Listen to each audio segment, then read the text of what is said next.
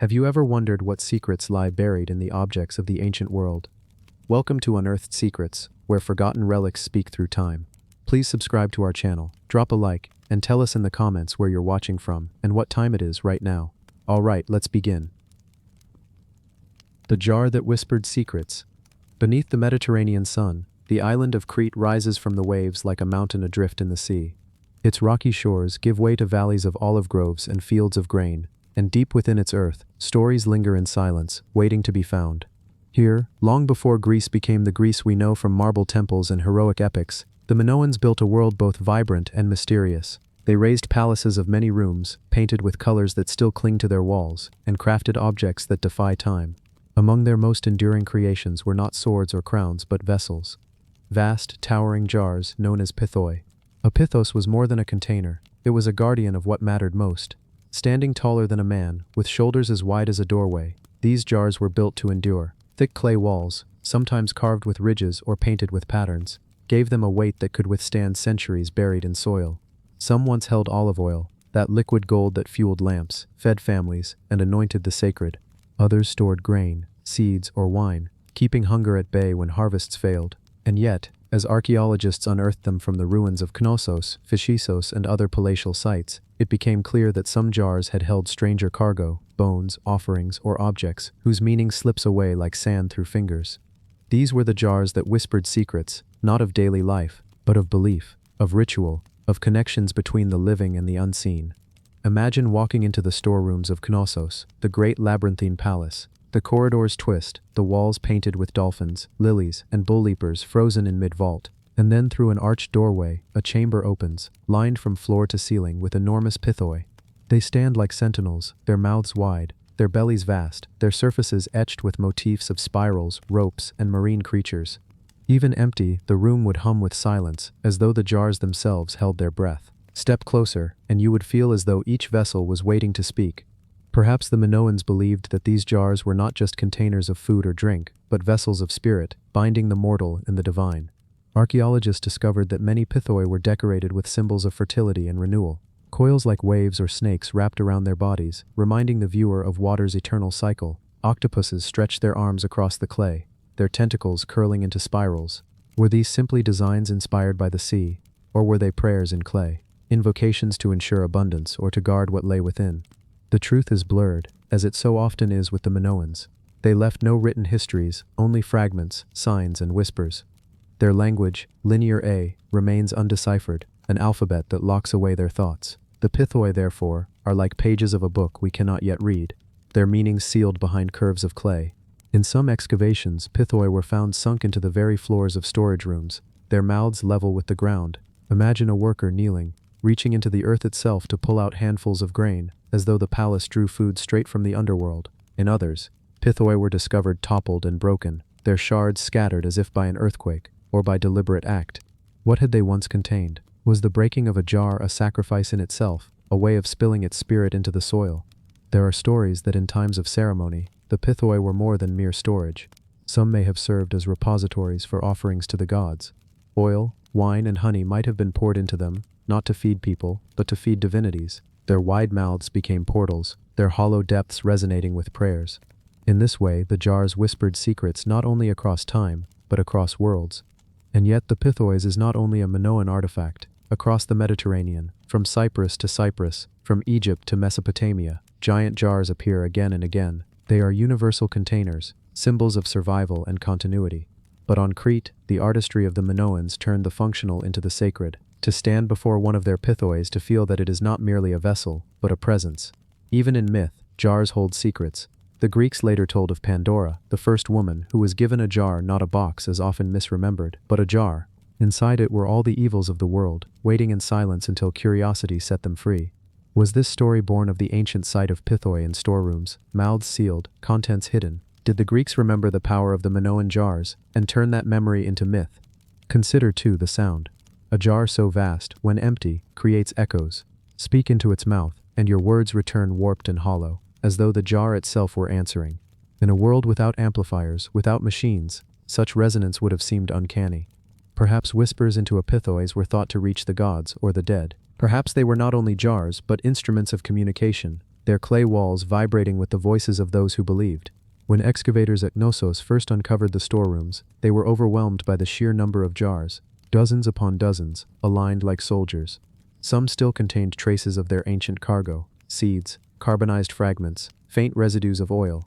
Yet even emptiness carries meaning. The absence of grain spoke of famine. The absence of oil meant lamps unlit.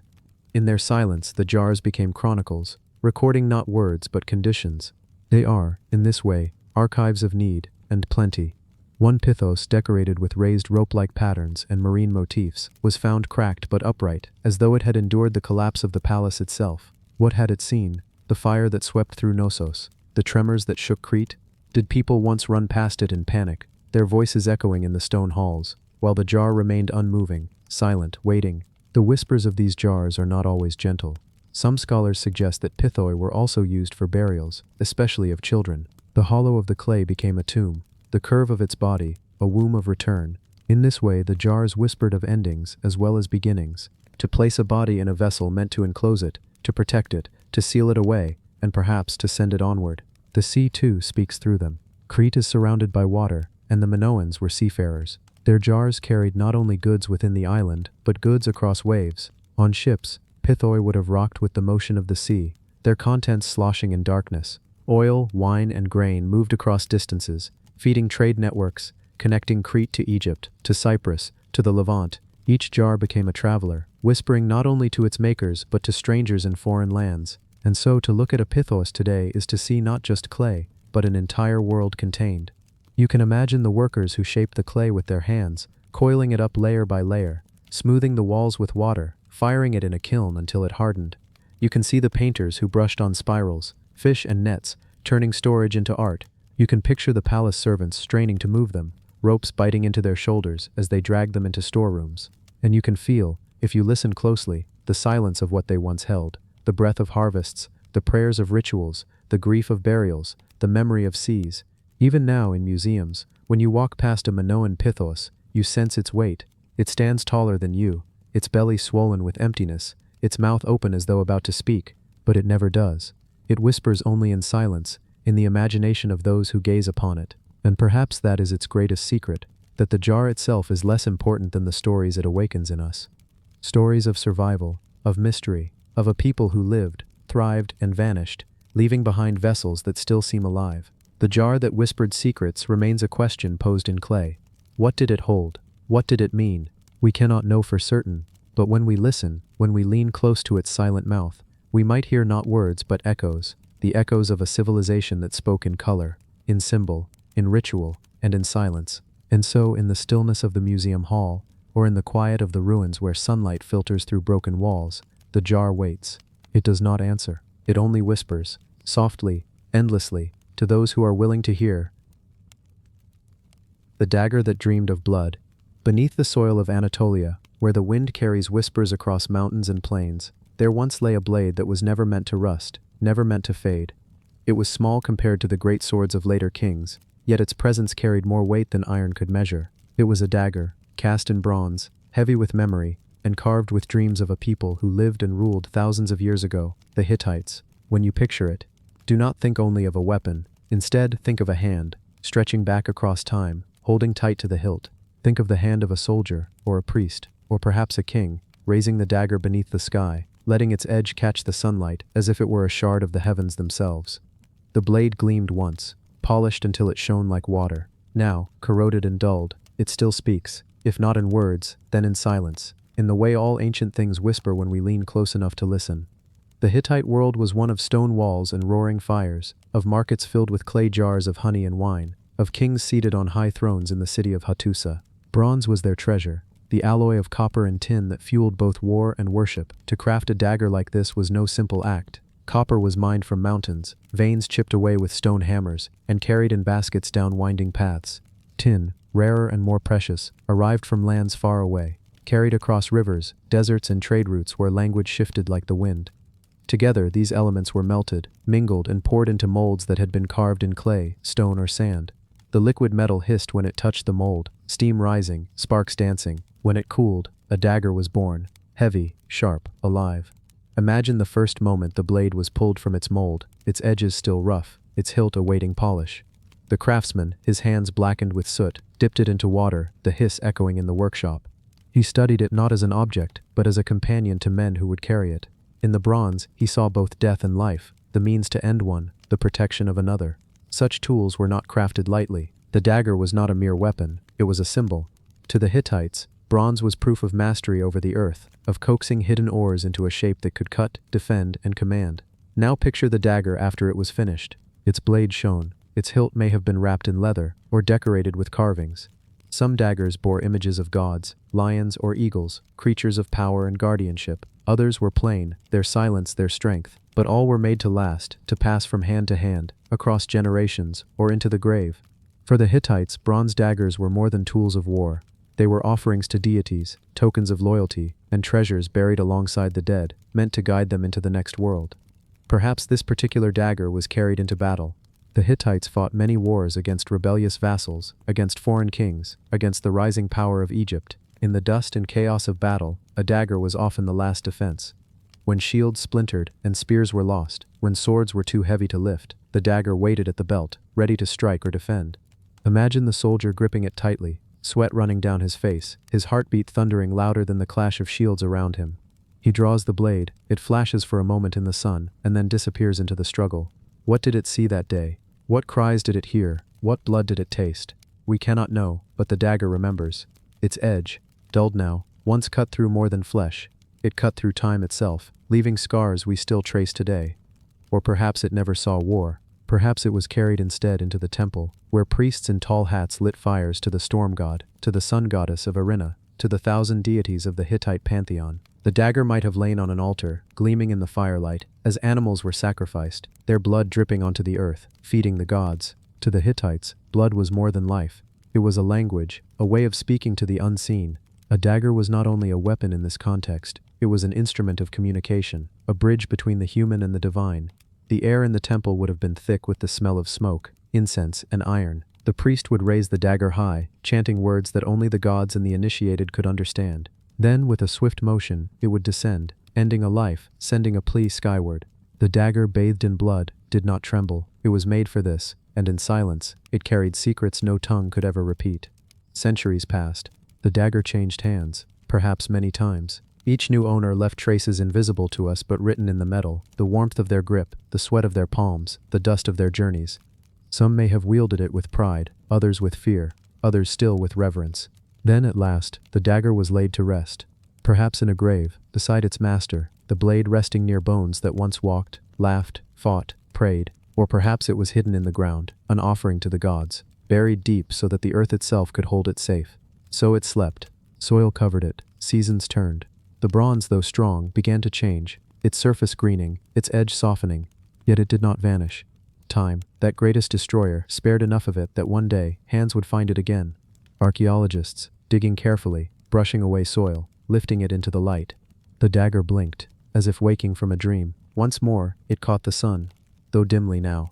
Once more, it whispered. But what does it whisper? Of battles, of temples, of the hush of burial, or of dreams?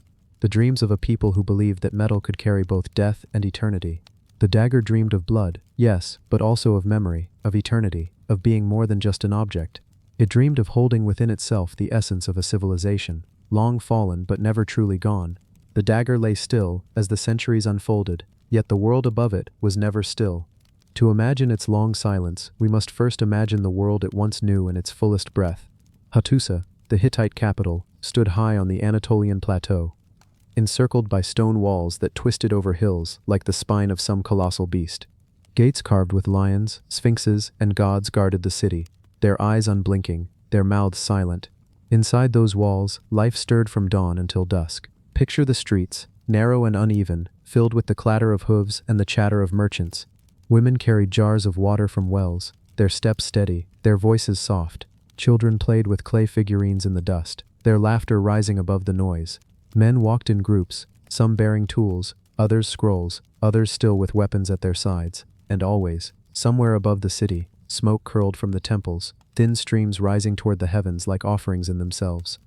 The dagger, if it hung at the side of a man moving through these streets, would have seen all this. It would have felt the sway of his body as he walked, the rise and fall of his breath, the way his hand might absent-mindedly touch the hilt for reassurance.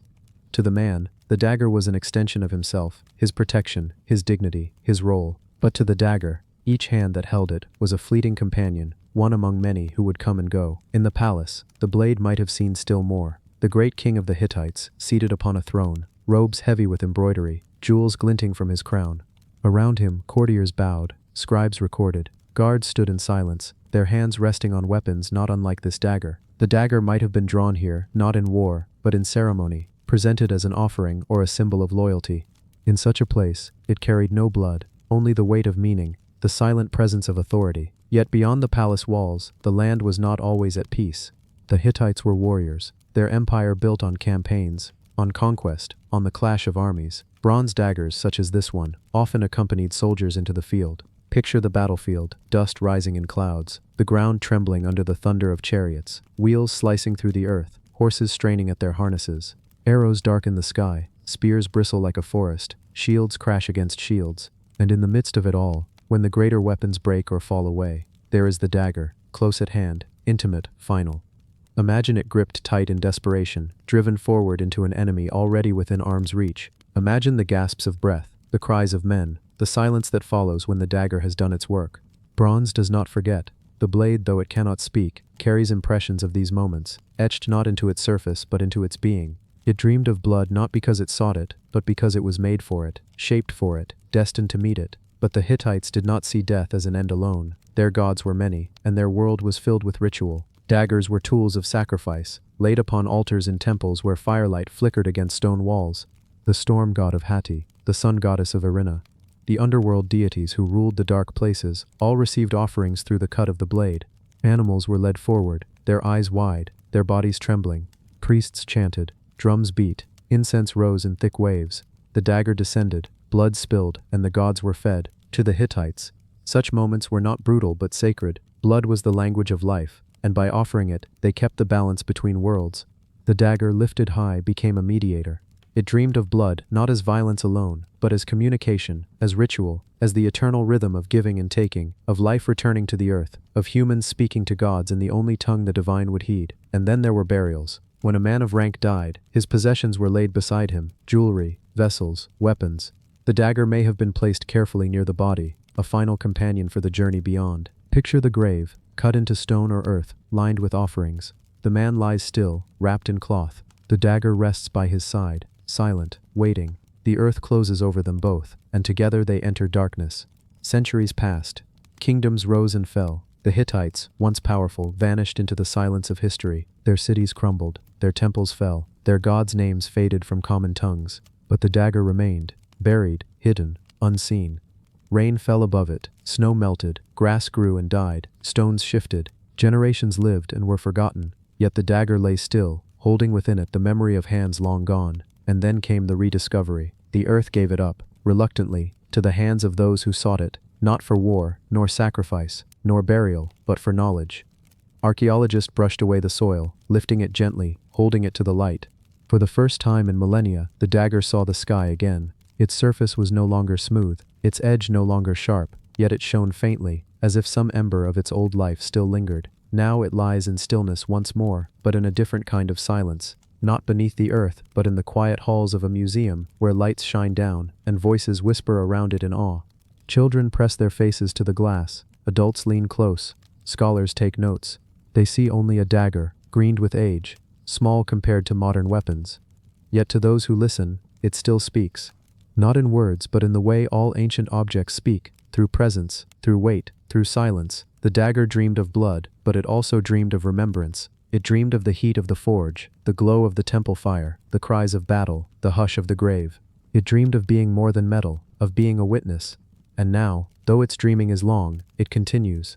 In every gaze that falls upon it, in every thought that wanders about it, in every whisper spoken near its case, the dagger dreams on. Perhaps when you close your eyes, you too can hear it, the hiss of molten bronze, the murmur of priests, the thunder of hooves, the silence of burial, and through it all, the dagger waiting, holding its secrets, carrying its dreams. It is more than a blade, it is a story cast in metal, a memory preserved by earth, a fragment of eternity, and though it no longer cuts, no longer gleams, no longer drinks blood, it endures. The dagger that dreamed of blood has awakened once more, and in its silence, it still speaks. The horn that called the dead. The horn lay in the soil for centuries, hidden beneath the weight of stone and frost, beneath the roots of ancient trees that had long since forgotten the men who once carved them. It was not an ordinary horn, nor was it meant for ordinary drink. The vessel was carved from the long curve of an ox's horn, wrapped in bands of bronze that bore the shimmer of age and firelight. Along its surface, spirals and runes weened like whispers frozen in metal. When first it was found, the air around it seemed heavy, as though the earth itself had been reluctant to give it up. For in the long winters of the north, when the snow fell deep and the nights stretched longer than memory itself, such a horn was not just for feasting. It was not only for ale passed from hand to hand, warming warriors at the fire's edge. This horn was spoken of in old sagas as one that called across the threshold, a sound not meant for ears alone. When blown, it was said to carry its note into the land of shadows, rousing the dead from their long slumber, calling them to witness, to drink, to linger. The horn was found in Norway, among the remnants of a burial mound, long collapsed into the ground. Stones marked the place faintly, their lines disrupted by centuries of wind and frost. Within, the remains of a warrior lay, fragments of sword, the rim of a shield, iron nails from what had once been a ship-shaped coffin, but the horn lay at his side, intact, gleaming faintly as though it had never truly left the firelit hall from which it came. It is not difficult to imagine how it was once lifted, the weight of it balanced against a strong arm, the rim brought to the lips in moments of oath and promise. The warriors would have sat in the mead hall, long benches of rough timber, smoke curling up from the central fire. The sound of the sea might have lingered faintly outside, waves breaking against rock while men told stories that outlasted them. To drink from such a horn was more than thirst, it was to join the line of ancestors who had come before, each sip tying the living to the dead. The sagas speak of horns like this in hushed tones. They were not merely vessels, but bridges. When the wind carried their call, it was believed that shades would stir. Perhaps they gathered in silence, unseen, at the edges of the firelight, listening as their descendants raised songs in their honor. Perhaps they lingered longer, close enough that the air grew colder, close enough that the hair along the neck bristled, though no one was seen. Some said the horn was sounded at funerals, its deep call rising against the hills as ships were pushed to sea, burning with flame. Others said it was blown before battle, to summon not only men, but those who had already fallen, ensuring no warrior ever truly fought alone. Still others whispered that it was used in secret rites, far from the hall, where only the chosen stood beneath the moonlight, listening for voices in the wind. To hold the horn now is to feel its weight carry more than bone and bronze. It carries silence, the kind of silence left behind when a hall empties and only ashes remain on the hearth. The carvings along its edge seem to catch the light in patterns that move when they should not, as though shifting with unseen breath. One cannot help but imagine the hand that last raised it, rough, scarred, wrapped in the leather of a warrior, long buried. That man is dust now, but the horn endured, carrying his story without words. Archaeologists who studied the horn traced its bronze fittings to local smiths of the early Viking age, men who worked metal with care and with an understanding that borders on reverence. Each fitting would have been hammered and cast, polished with patient precision. The spirals are not meaningless. They twist like rivers, like threads of fate, as though the craftsman understood that this was not a cup for casual drinking. This was something else. In the evenings of that long-ago age, when the storm howled beyond the walls, horns like this were passed between men who feared neither sea nor steel. The mead within was golden, sweet and bitter at once, carrying warmth into the chest. But as the stories lengthened, as the fire dimmed and shadows grew long, perhaps some began to notice the sound that came when the horn was set down. A faint resonance, as though it held an echo too deep to belong to the room. A low hum that one might only notice in the silence after laughter, in the stillness between words. Legends tell of a jarl who possessed such a horn and who, upon lifting it, swore to call his ancestors if ever his hall was threatened. One night, when raiders came by sea, he raised the horn to his lips. The sound that followed rolled across the fjord like thunder. His men claimed they saw shapes upon the water, walking where no man could walk, the dead rising to answer his call. The raiders fled, leaving their ships to drift, and the horn was set back upon the table, never blown again. The jarl would not speak of what he had seen, but his men never doubted. Others feared the horn, believing its note could not be fully controlled. To call the dead was to invite them near, and once near, they did not always return. Some stories tell of halls where horns were left upon high beams, never to be touched, wrapped in cloth as though to silence them even in stillness. Those who passed beneath would lower their gaze, unwilling to meet the carvings that seemed to stare back. The burial mound in which this horn was found tells its own story. The warrior laid to rest there was not merely interred but sent on with care. Grave goods surrounded him, the essentials of the hall, the tools of feasting and of war. The horn was placed close, not cast aside. It lay at his right, as though even in death he might lift it, might drink, might sound it if needed. To bury a horn with a man was not a careless act. It was to say that his voice should carry beyond death, that he should not be forgotten in the silence. Centuries later, when spades struck the soil above and unearthed what remained, the air grew thick, as though reluctant to yield. Those who handled it wrote of a feeling, a pressure that accompanied their touch. Not fear, but a heaviness, as though lifting more than an object. The horn carried with it the weight of nights uncounted, of voices lost but not erased. In Norway, the wind still carries long notes across the fjords. It is easy to imagine that among them, hidden in the rush of sea and storm, one might catch the faint call of a horn not sounded in 1,000 years. The mind shapes echoes into meaning, turns gusts into voices. But sometimes, just sometimes, it feels too clear to dismiss. The horn rests now in silence, yet silence is never empty. To gaze upon it is to be reminded of halls filled with smoke and laughter, of warriors who raised it in oath, of funerals where it sounded as flames consumed ships on black water. To look too long is to wonder if its note has truly faded, or if it waits, patient, for the breath that will summon it again. The legends call it the horn that called the dead, and though centuries have passed, the name clings like frost that does not melt. Whether truth or tale, it is enough that it endures. For in the quiet hours, when night presses close and the world grows still, the thought of it lingers, a horn, heavy with time, waiting in shadow, carrying the memory of voices that should not return, yet do. And as sleep gathers, it is easy to hear it. A low sound, rising, fading, carrying further than it should. A sound that drifts beyond the walls of the living, searching, finding, and never fully gone. The horn remains. The dead still listen. The chariot that rode without horses. Beneath the shifting sands of northern Mesopotamia, carved into the very stone of an Assyrian palace wall, there rests an image older than empires and longer lived than kings. A chariot, its wheels pressed with such detail that they still seem to spin, rolls across the surface of the relief. The horses that once would have drawn it are absent.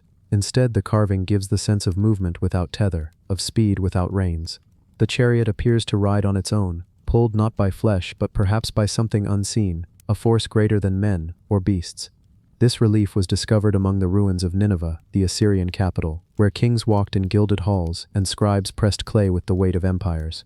The palace walls were covered with vast scenes, hundreds of feet long, each stone slab a piece of a larger story. Battles that stretched across rivers, lions brought low by arrows, kings seated in splendor beneath winged spirits. But in one panel, carved by hands that belong to artisans whose names are lost, the chariot stands apart. It rides with no horses, its wheels etched with the rhythm of eternity. Archaeologists first brushed away the dust of centuries and felt a strange pause. Reliefs of Assyria were filled with life and movement, always anchored in realism. Horses with veins and muscles rippling, soldiers with precise armor, rivers filled with fish. Yet here, the absence was louder than presence. The chariot was there, but what pulled it was not.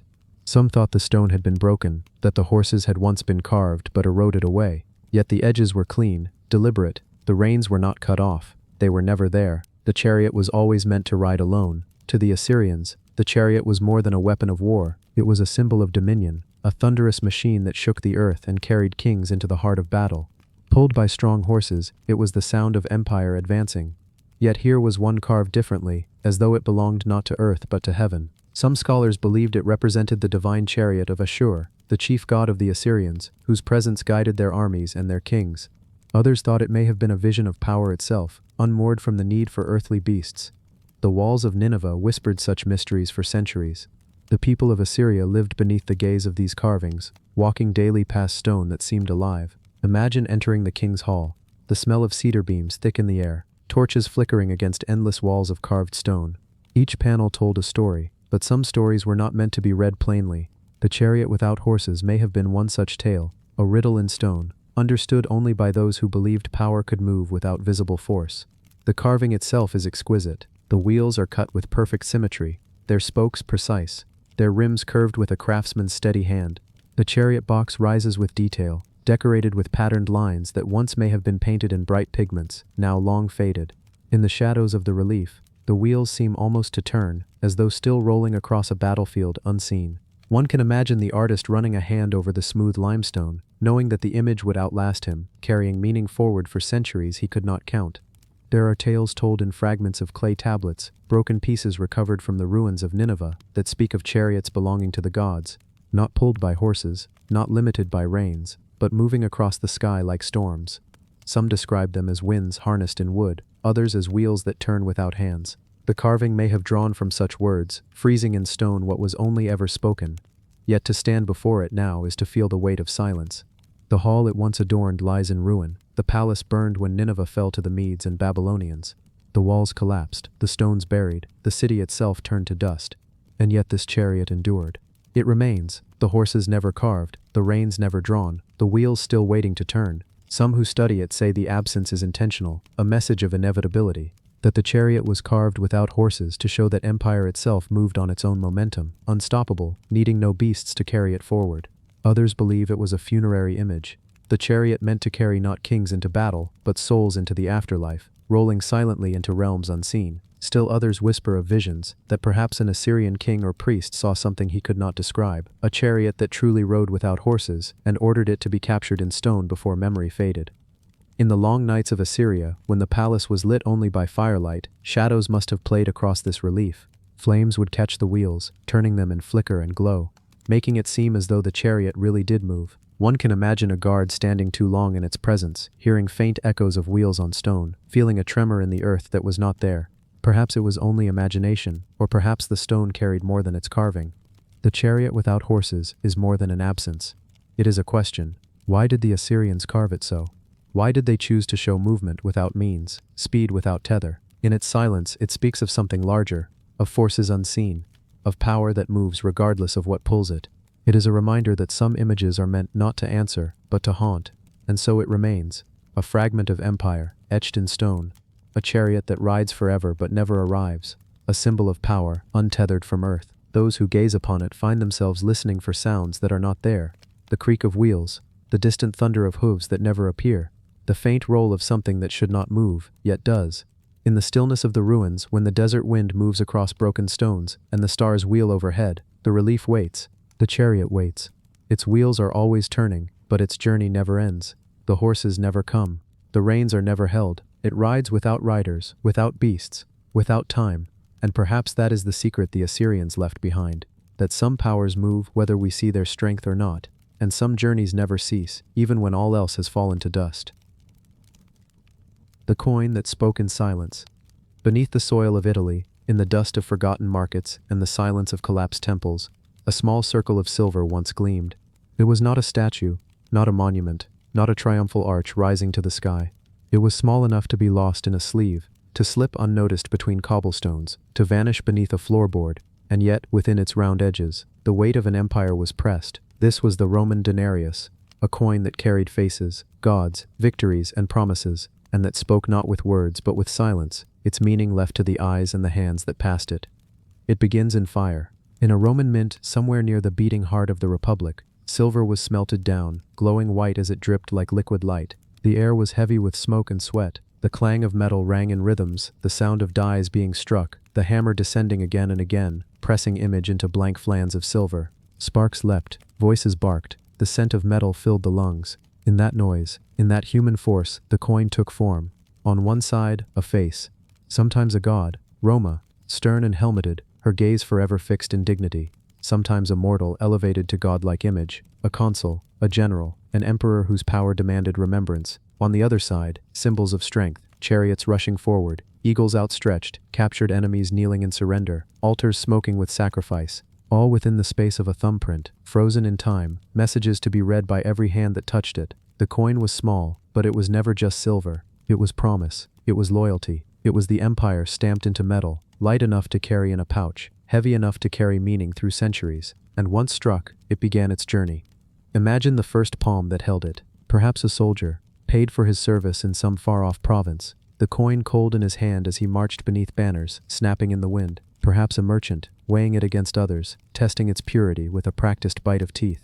Perhaps a mother in a crowded Roman street, trading it for bread, olives, a handful of figs to carry home in a basket. The denarius passed from skin to skin, from sleeve to sleeve, carrying with it whispers of every transaction. But though it moved constantly, it never spoke. It carried faces but no voice. The silence of the coin was its language, one understood by all who used it.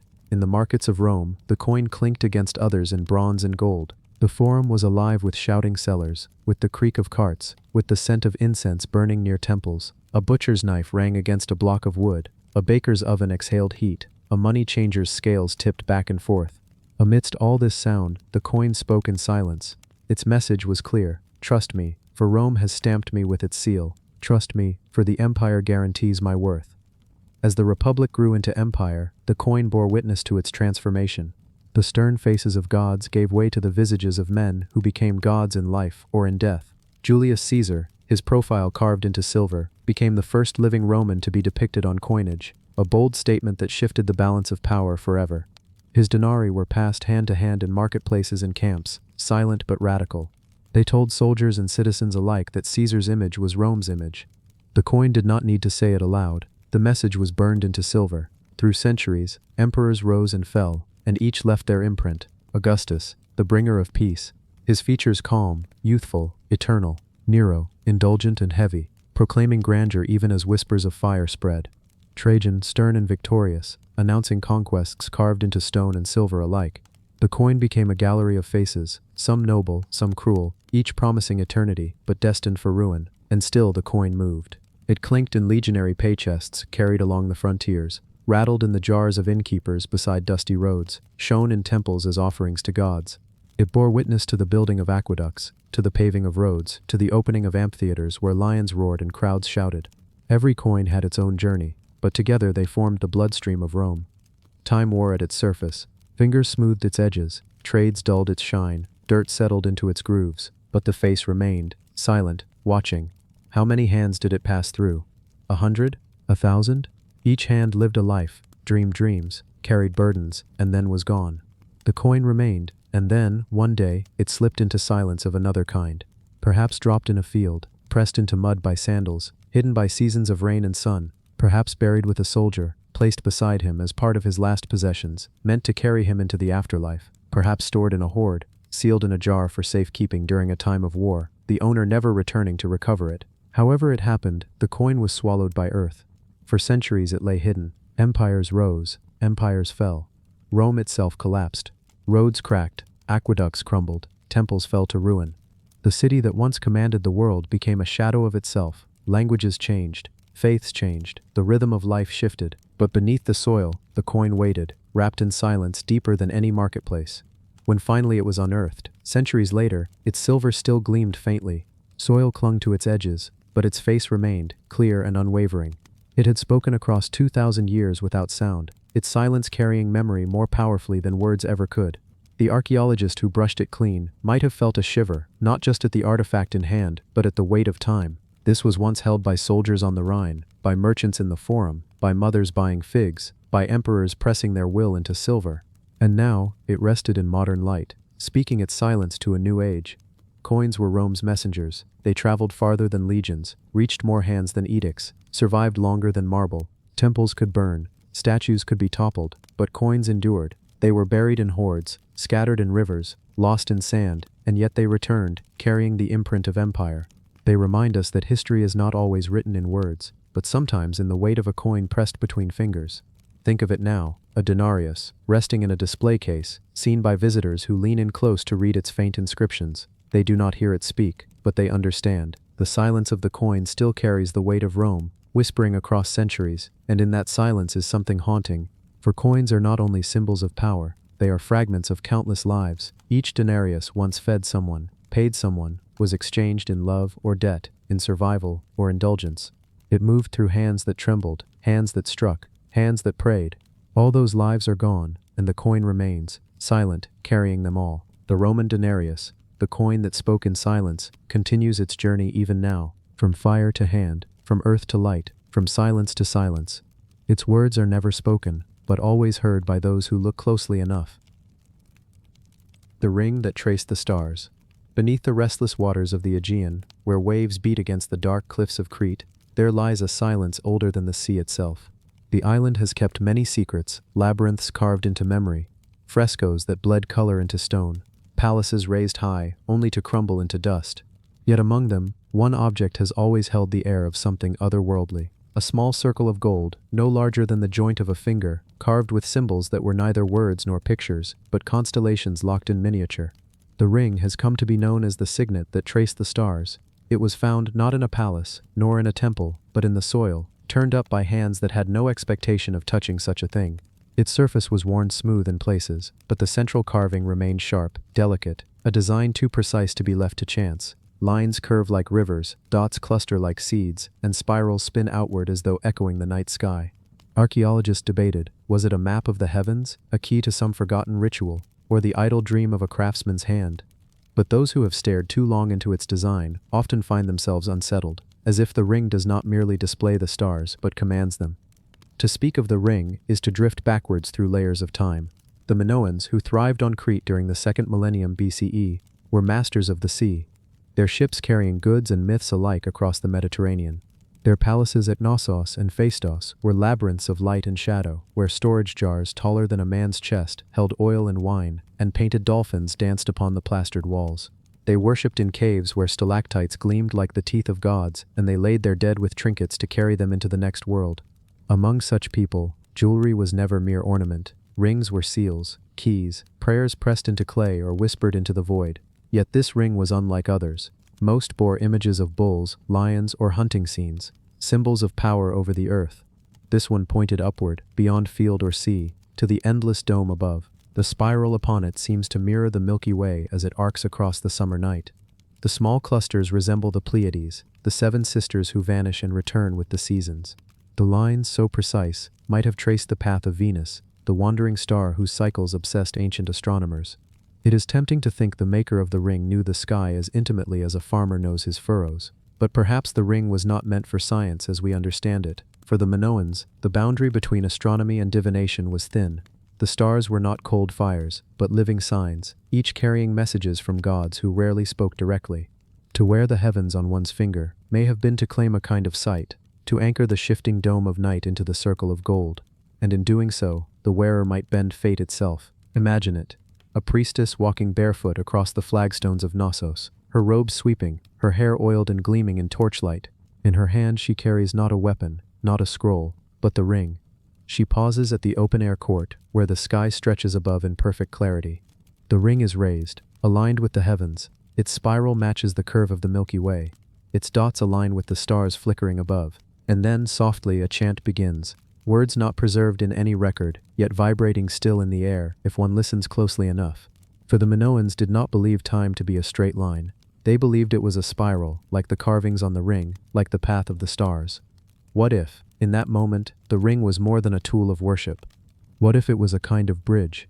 The stars traced upon it are not simply reflections of the heavens, but doors. Each line, each curve, an opening. The priestess, her eyes fixed, might have seen something move between them. Shadows of gods, echoes of ancestors, whispers of futures not yet lived.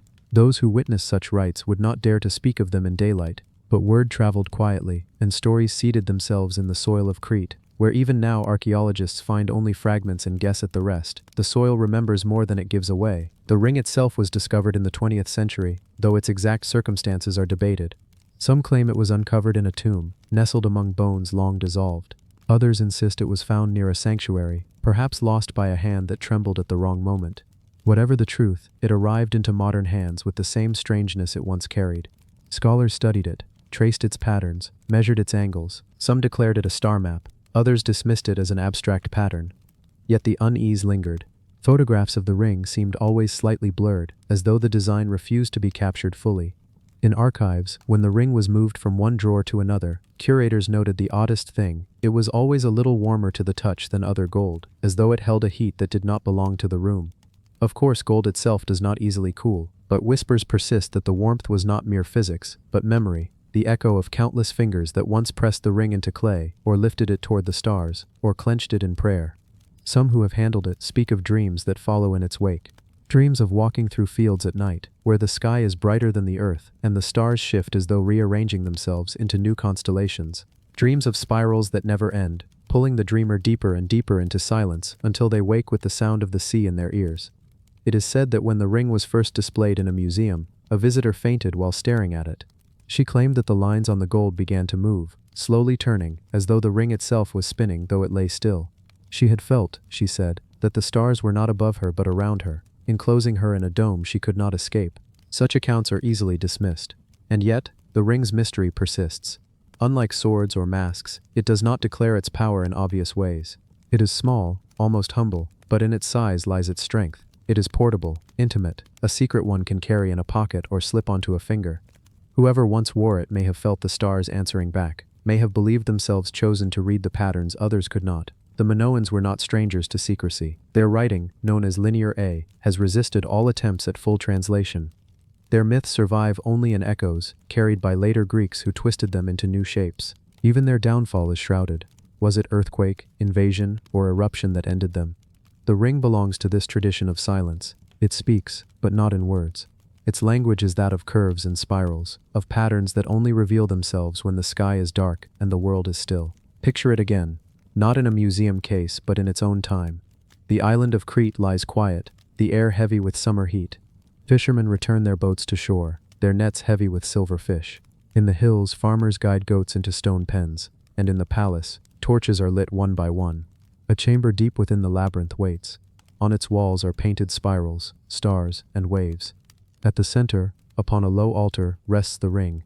Priests and priestesses gather around, their chants rising, incense smokes, curling upward in imitation of the Milky Way. The leader steps forward and places the ring upon their finger. They do not speak, but lift their hand. At that moment, the chamber falls into silence. Outside, the sea beats against the shore. Inside, nothing stirs. And then, one by one, the stars painted on the wall begin to glow, faintly at first, then stronger, until the room itself feels as though it has become the night sky. Is it only the flicker of torchlight, or is it something else? The leader raises the ring higher. The spiral carved upon it catches the glow. The people gathered bow their heads. Perhaps they believe that through this circle of gold, they are not only watching the heavens but commanding them. For to trace the stars is to name them, and to name them is to bind them. The ceremony ends, the torches are extinguished, but the memory remains. Each who leaves that chamber carries a fragment of the silence, a weight in the chest that cannot be explained. The ring itself returns to its resting place, waiting, patient as the stars. Even now, in its quiet display, the ring waits. Its spiral is still, its gold still gleams, but the sky it reflects is not the same as the sky of 4,000 years ago. The stars have shifted, the heavens drifted, yet the ring's design has not changed. It captures a night that no longer exists, a map of a sky long vanished. In this lies perhaps its greatest power. It does not trace the stars as they are, but as they once were. To wear it now is to step into that vanished night, to align oneself not with the present, but with the eternal past. And what then does the ring promise? Not power, not wealth, not even safety. It promises memory, the kind of memory that bends time into a spiral, where the dead still walk, where the stars have voices, where silence itself becomes a kind of speech.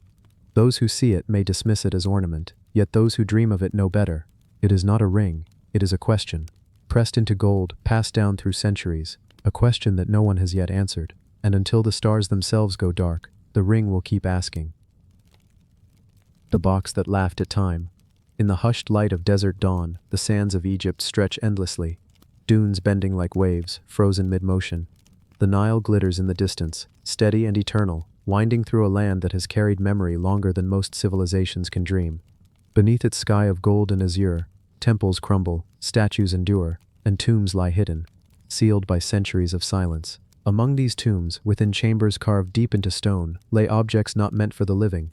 Among them, one chest, small enough to be lifted, yet heavy with stories, the funerary box that has come to be known as the one that laughed at time.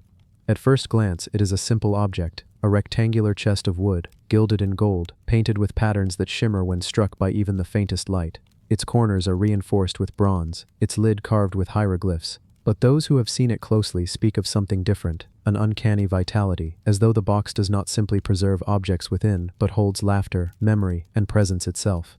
Egyptian funerary chests were not mere containers, they were guardians, companions to the dead on their journey into eternity. Within them were placed amulets, linens, jars, small figurines, anything that might protect or serve the soul beyond death. Each chest was a world in miniature, painted with gods and prayers. To open one was not just to look upon artifacts, but to look upon a doorway, a threshold into the unseen. This particular box was found in a tomb sealed for more than 3 millennia.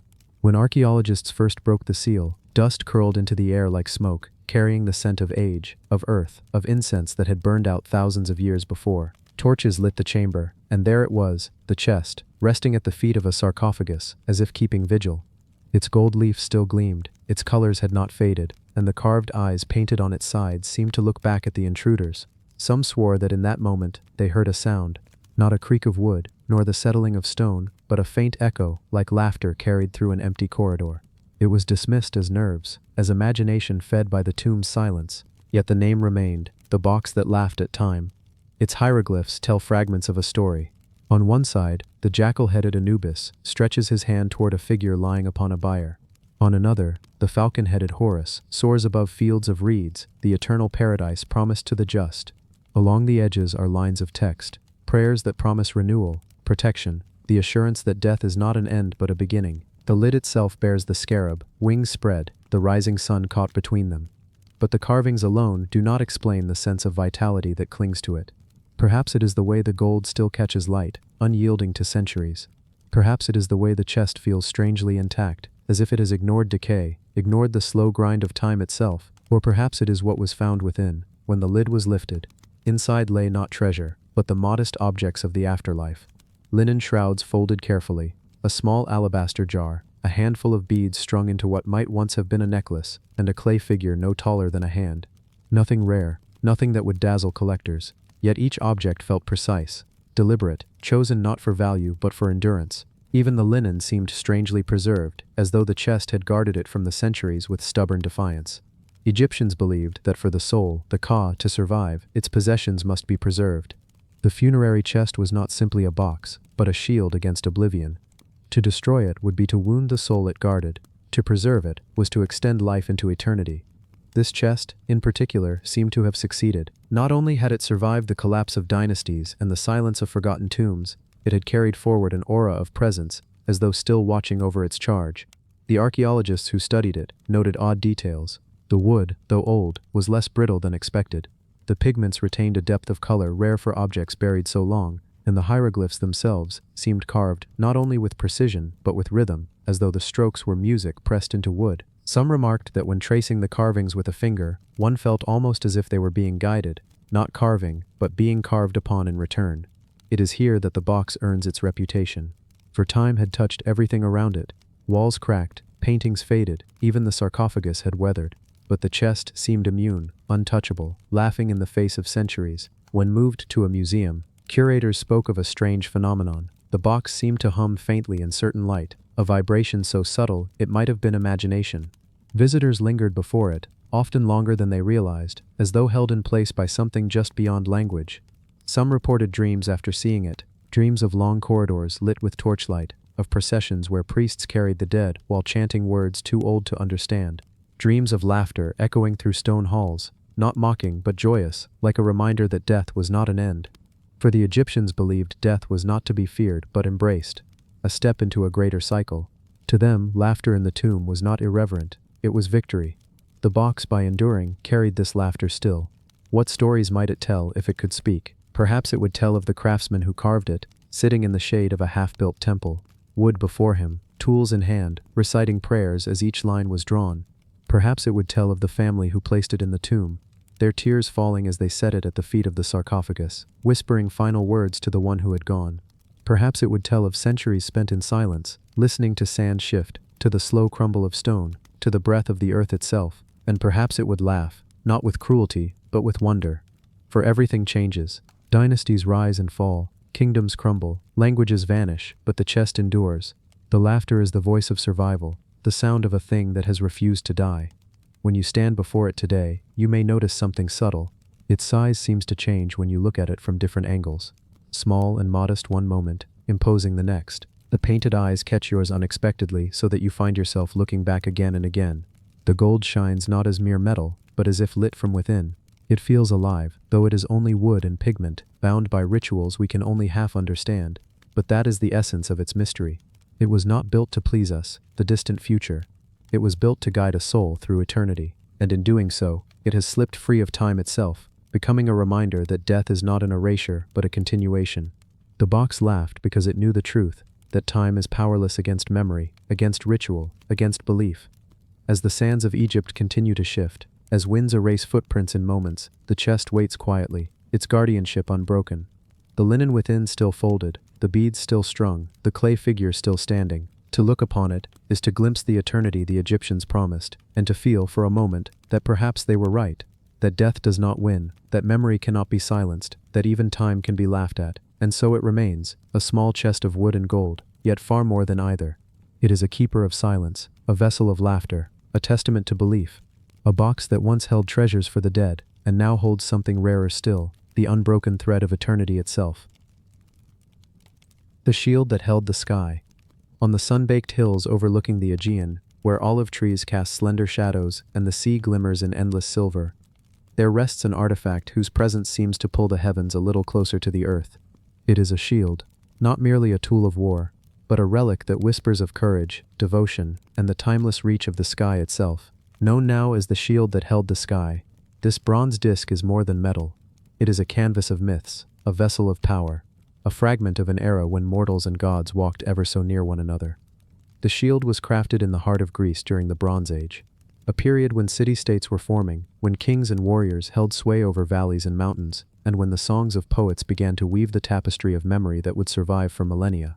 Forged in bronze, hammered until it sang beneath the hands of the smith, the shield's surface gleams with patterns that seem to shift as the eye passes over them. Concentric circles ripple outward from its center, as if mimicking the endless arcs of the sun and moon. The edges are embossed with motifs of animals and gods, their eyes engraved to catch the light in ways that give the impression of motion even in stillness. Warriors were the immediate keepers of such objects. On the battlefield, shields were essential, protection against spears, arrows, and the thrust of swords. But this shield is different from any ordinary weapon of defense. Even to behold it is to feel an echo of something higher, something cosmic. It is as though the shield does not merely protect flesh and bone, but the very sky above the soldier's head, holding the firmament in place while chaos unfolds below. Perhaps that is why, in its time, it was passed down not merely as an heirloom, but as a sacred object, a relic of rites and oaths. The myths surrounding Greek shields are as old as the epics themselves. Homer speaks of shields bearing the sun and moon, shields that reflected the world, that encompassed seas, hills, and cities within their circle.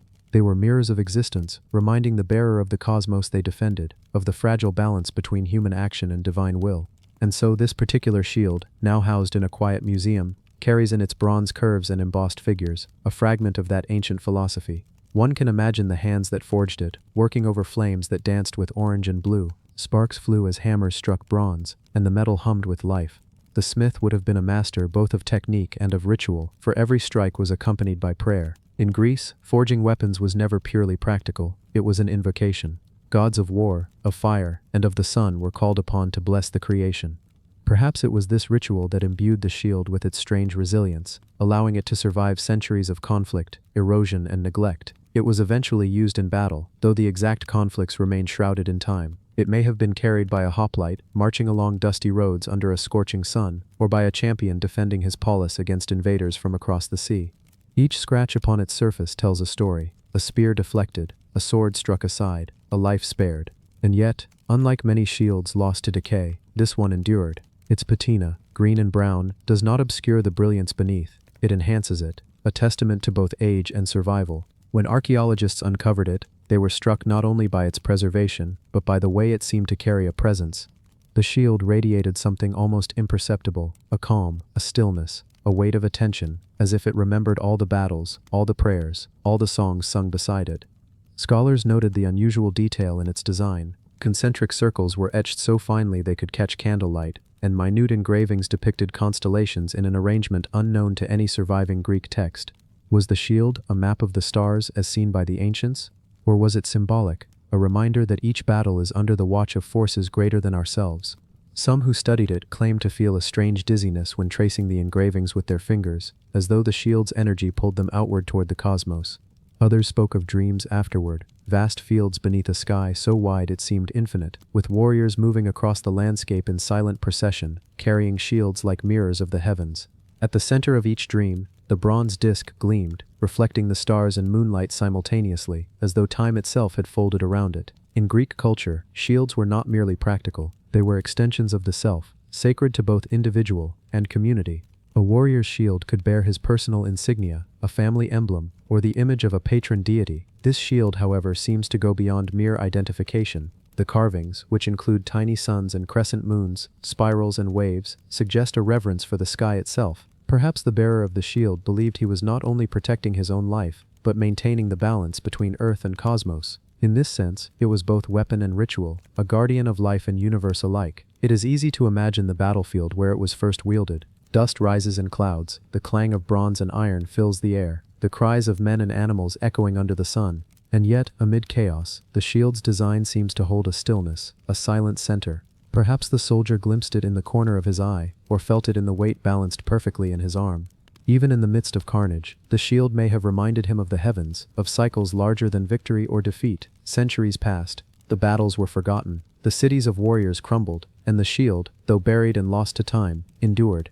When modern hands finally lifted it, it was more than a relic, it was a message from the past. Bronze can endure, but it does not preserve presence. Yet this shield preserves something beyond metal, an echo of thought, an echo of ritual, an echo of awe at the infinite sky. Museum visitors today often linger before it. Its surface catches the light in a way that feels almost alive, as if the patterns are moving subtly, tracing circles that expand endlessly. Some feel a deep calm, others a quiet thrill, as though standing before it reconnects them to a time when humans and heavens were not so distant, when the cosmos was not simply observed, but engaged. Children sometimes stare, pointing at the tiny stars and waves, while scholars take notes, tracing the engravings as if they could uncover a secret only partially revealed. The shield that held the sky is not merely a weapon frozen in time. It is a bridge between mortal and divine, past and present, earth and cosmos. It asks not to be admired for its age alone, but to be understood as a symbol of humanity's ceaseless gaze upward, a reminder that even in struggle we seek the stars.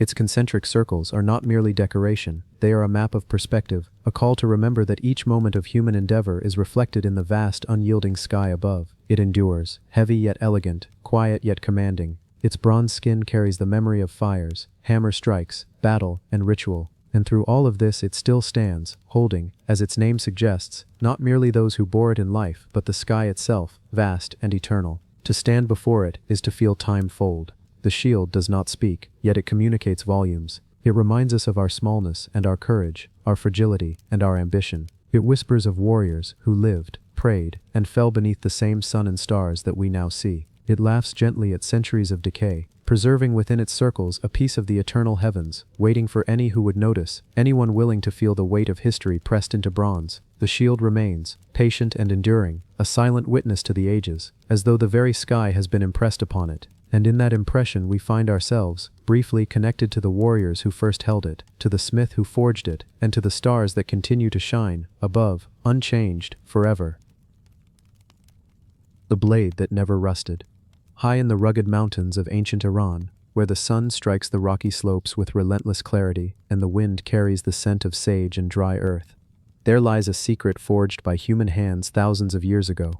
It is a sword, forged in bronze and yet untouched by the decay that claims so much else, known to modern eyes as the blade that never rusted. This weapon is more than metal. It is a testament to craftsmanship, a symbol of endurance, and a relic of a civilization whose mastery over fire, earth, and human skill still echoes across millennia. The sword emerged from a world defined by both danger and beauty. Bronze Age Iran was a land of valleys and fortresses, of rivers winding between mountains, of cities emerging from mud brick and stone. People lived in constant awareness of threats, neighboring tribes, wild animals, the elements, but they also created objects of immense beauty and skill. Tools, jewelry, and weapons were forged with care, infused with ritual, and often inscribed with designs meant to communicate protection, power, and reverence. Among all these objects, the sword stands apart, not only for its enduring metal, but for the aura it carries even today. Its discovery was as quiet as the desert wind, and as startling as a flash of lightning in a stormless sky. Excavators found it not in the heart of a battlefield, but buried within a ceremonial tomb, placed carefully beside its owner, a warrior whose identity is now lost to time.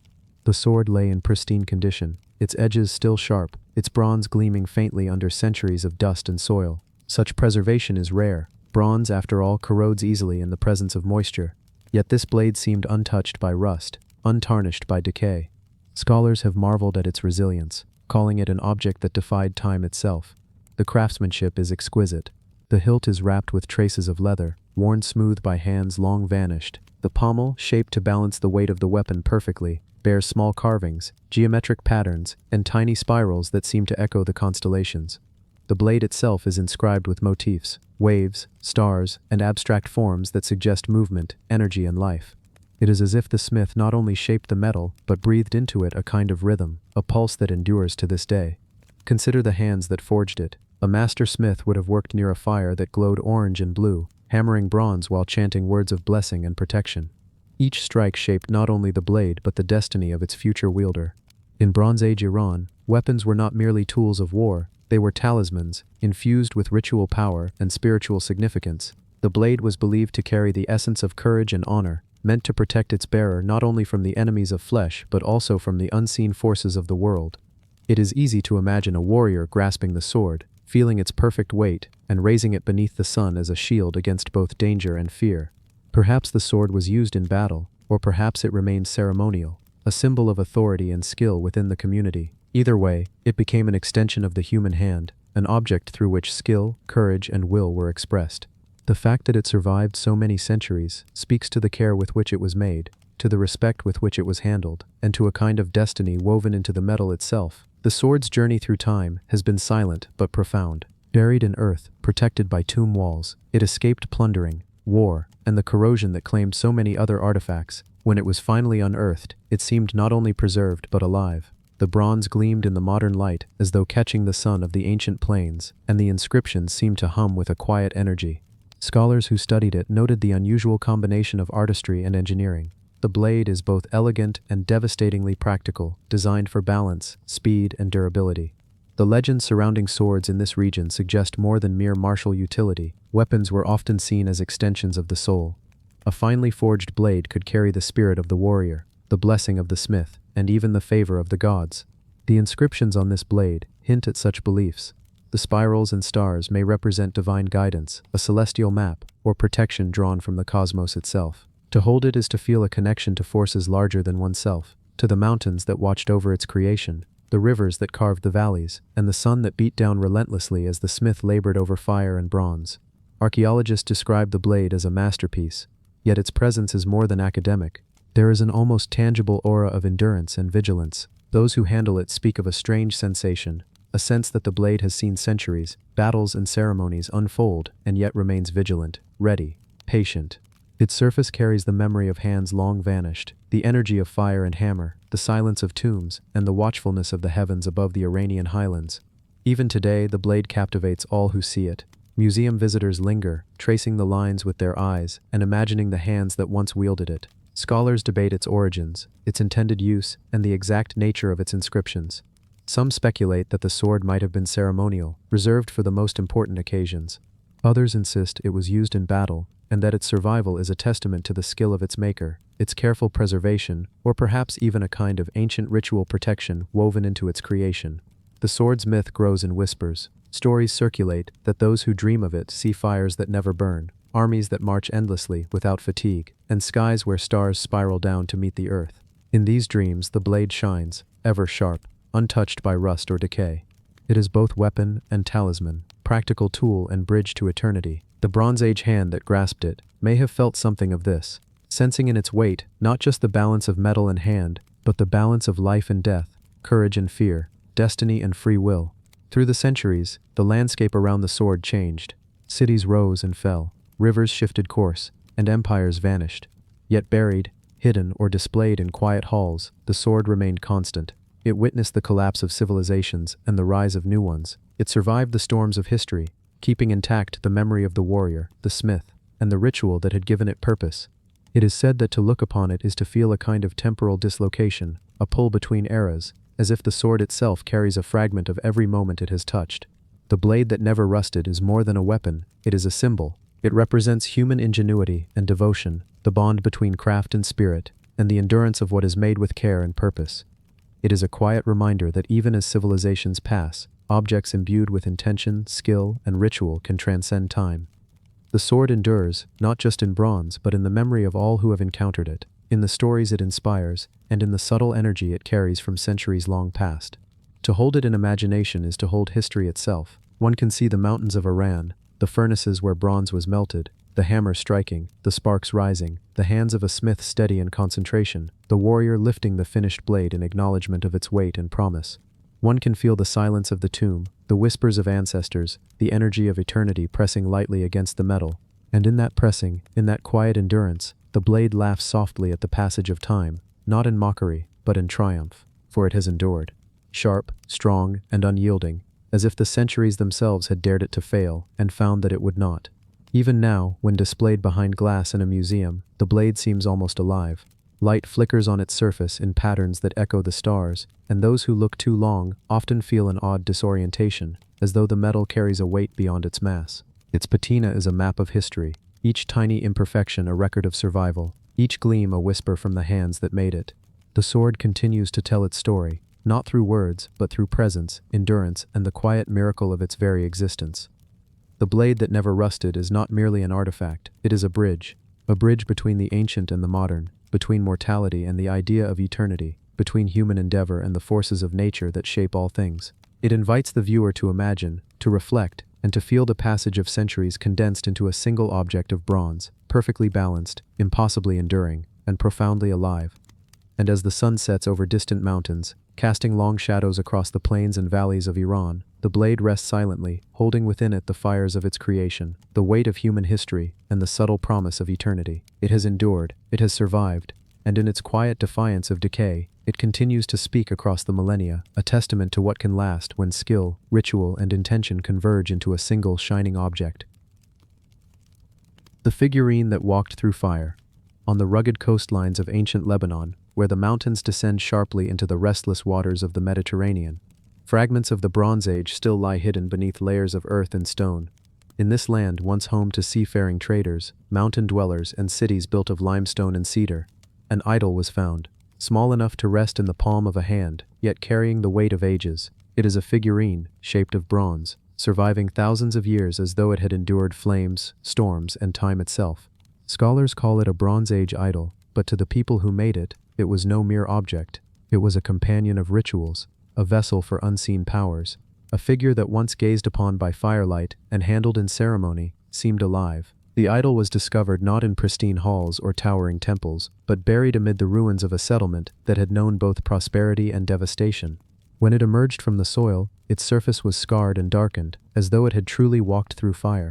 Its form, however, remained intact, a humanoid figure, simplified, abstracted, yet powerful in its proportions. The head is round, the limbs stubby but deliberate, the chest bearing faint engravings that may once have been symbols, prayers, or the simplest evocations of divinity. For archaeologists, it is a riddle. Why did this figurine survive when so much else crumbled to dust? The answer, perhaps, lies in both its material and its meaning. Bronze, an alloy of copper and tin, was precious in its age, requiring knowledge of smelting, access to trade networks, and mastery of fire. To fashion even a small idol demanded not only skill but intention. The smith who cast it in molten bronze did so with the same care used for weapons or tools, yet with a purpose entirely different. The fire that shaped it was no ordinary blaze. Bronze Age furnaces roared hot and constant, fueled by charcoal and tended by steady hands. Into that crucible, metal was poured and life was imagined into form. Each step was part of a rhythm, an unspoken ceremony, gathering ore, feeding the flames, waiting as the metal glowed liquid, and finally, pouring it into a mold carved with the outline of a figure. When the mold cooled, the idol emerged, solid, heavy, and gleaming. It was not just a figurine, it was a fragment of belief.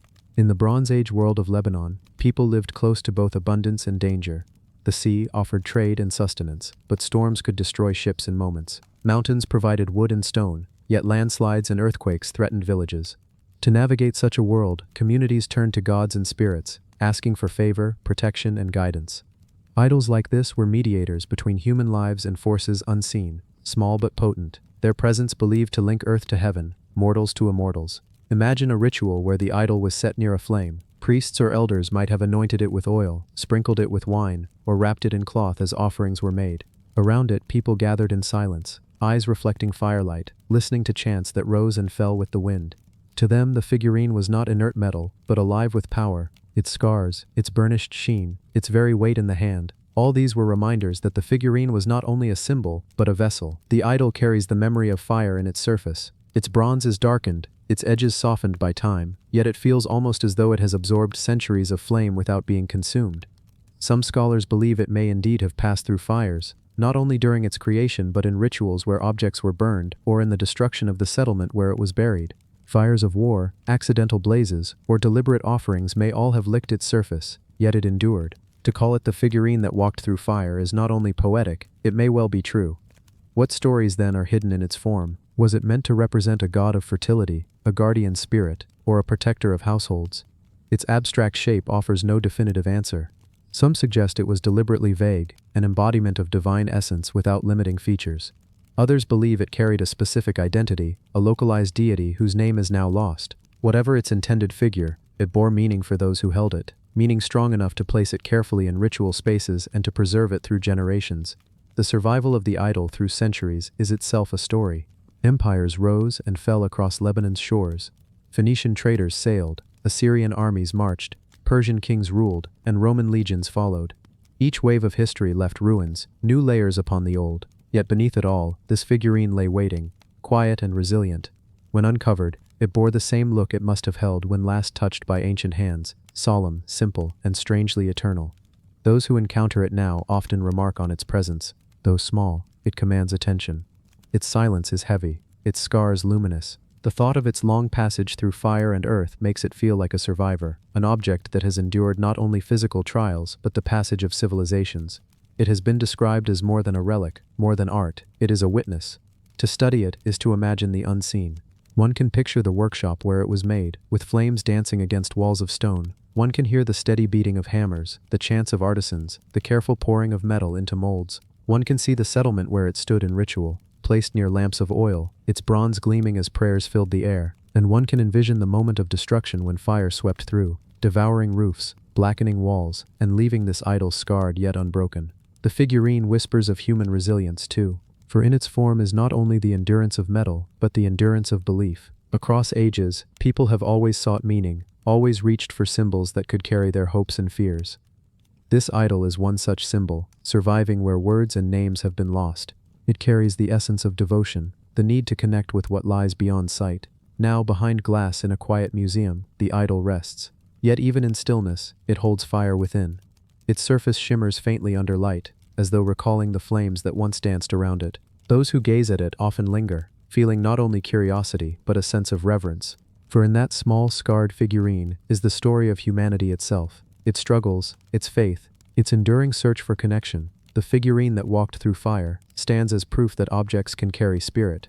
It is a fragment of the Bronze Age, a survivor of rituals and disasters, a witness to centuries, and a silent companion of those who seek to remember. Though its makers are gone, though their gods are silent, though their cities have crumbled, the figurine endures. It holds within it the memory of fire, the weight of devotion, and the quiet strength of survival. And in its endurance, it whispers, softly, endlessly, that even the smallest of things can carry eternity. The mask that watched the night.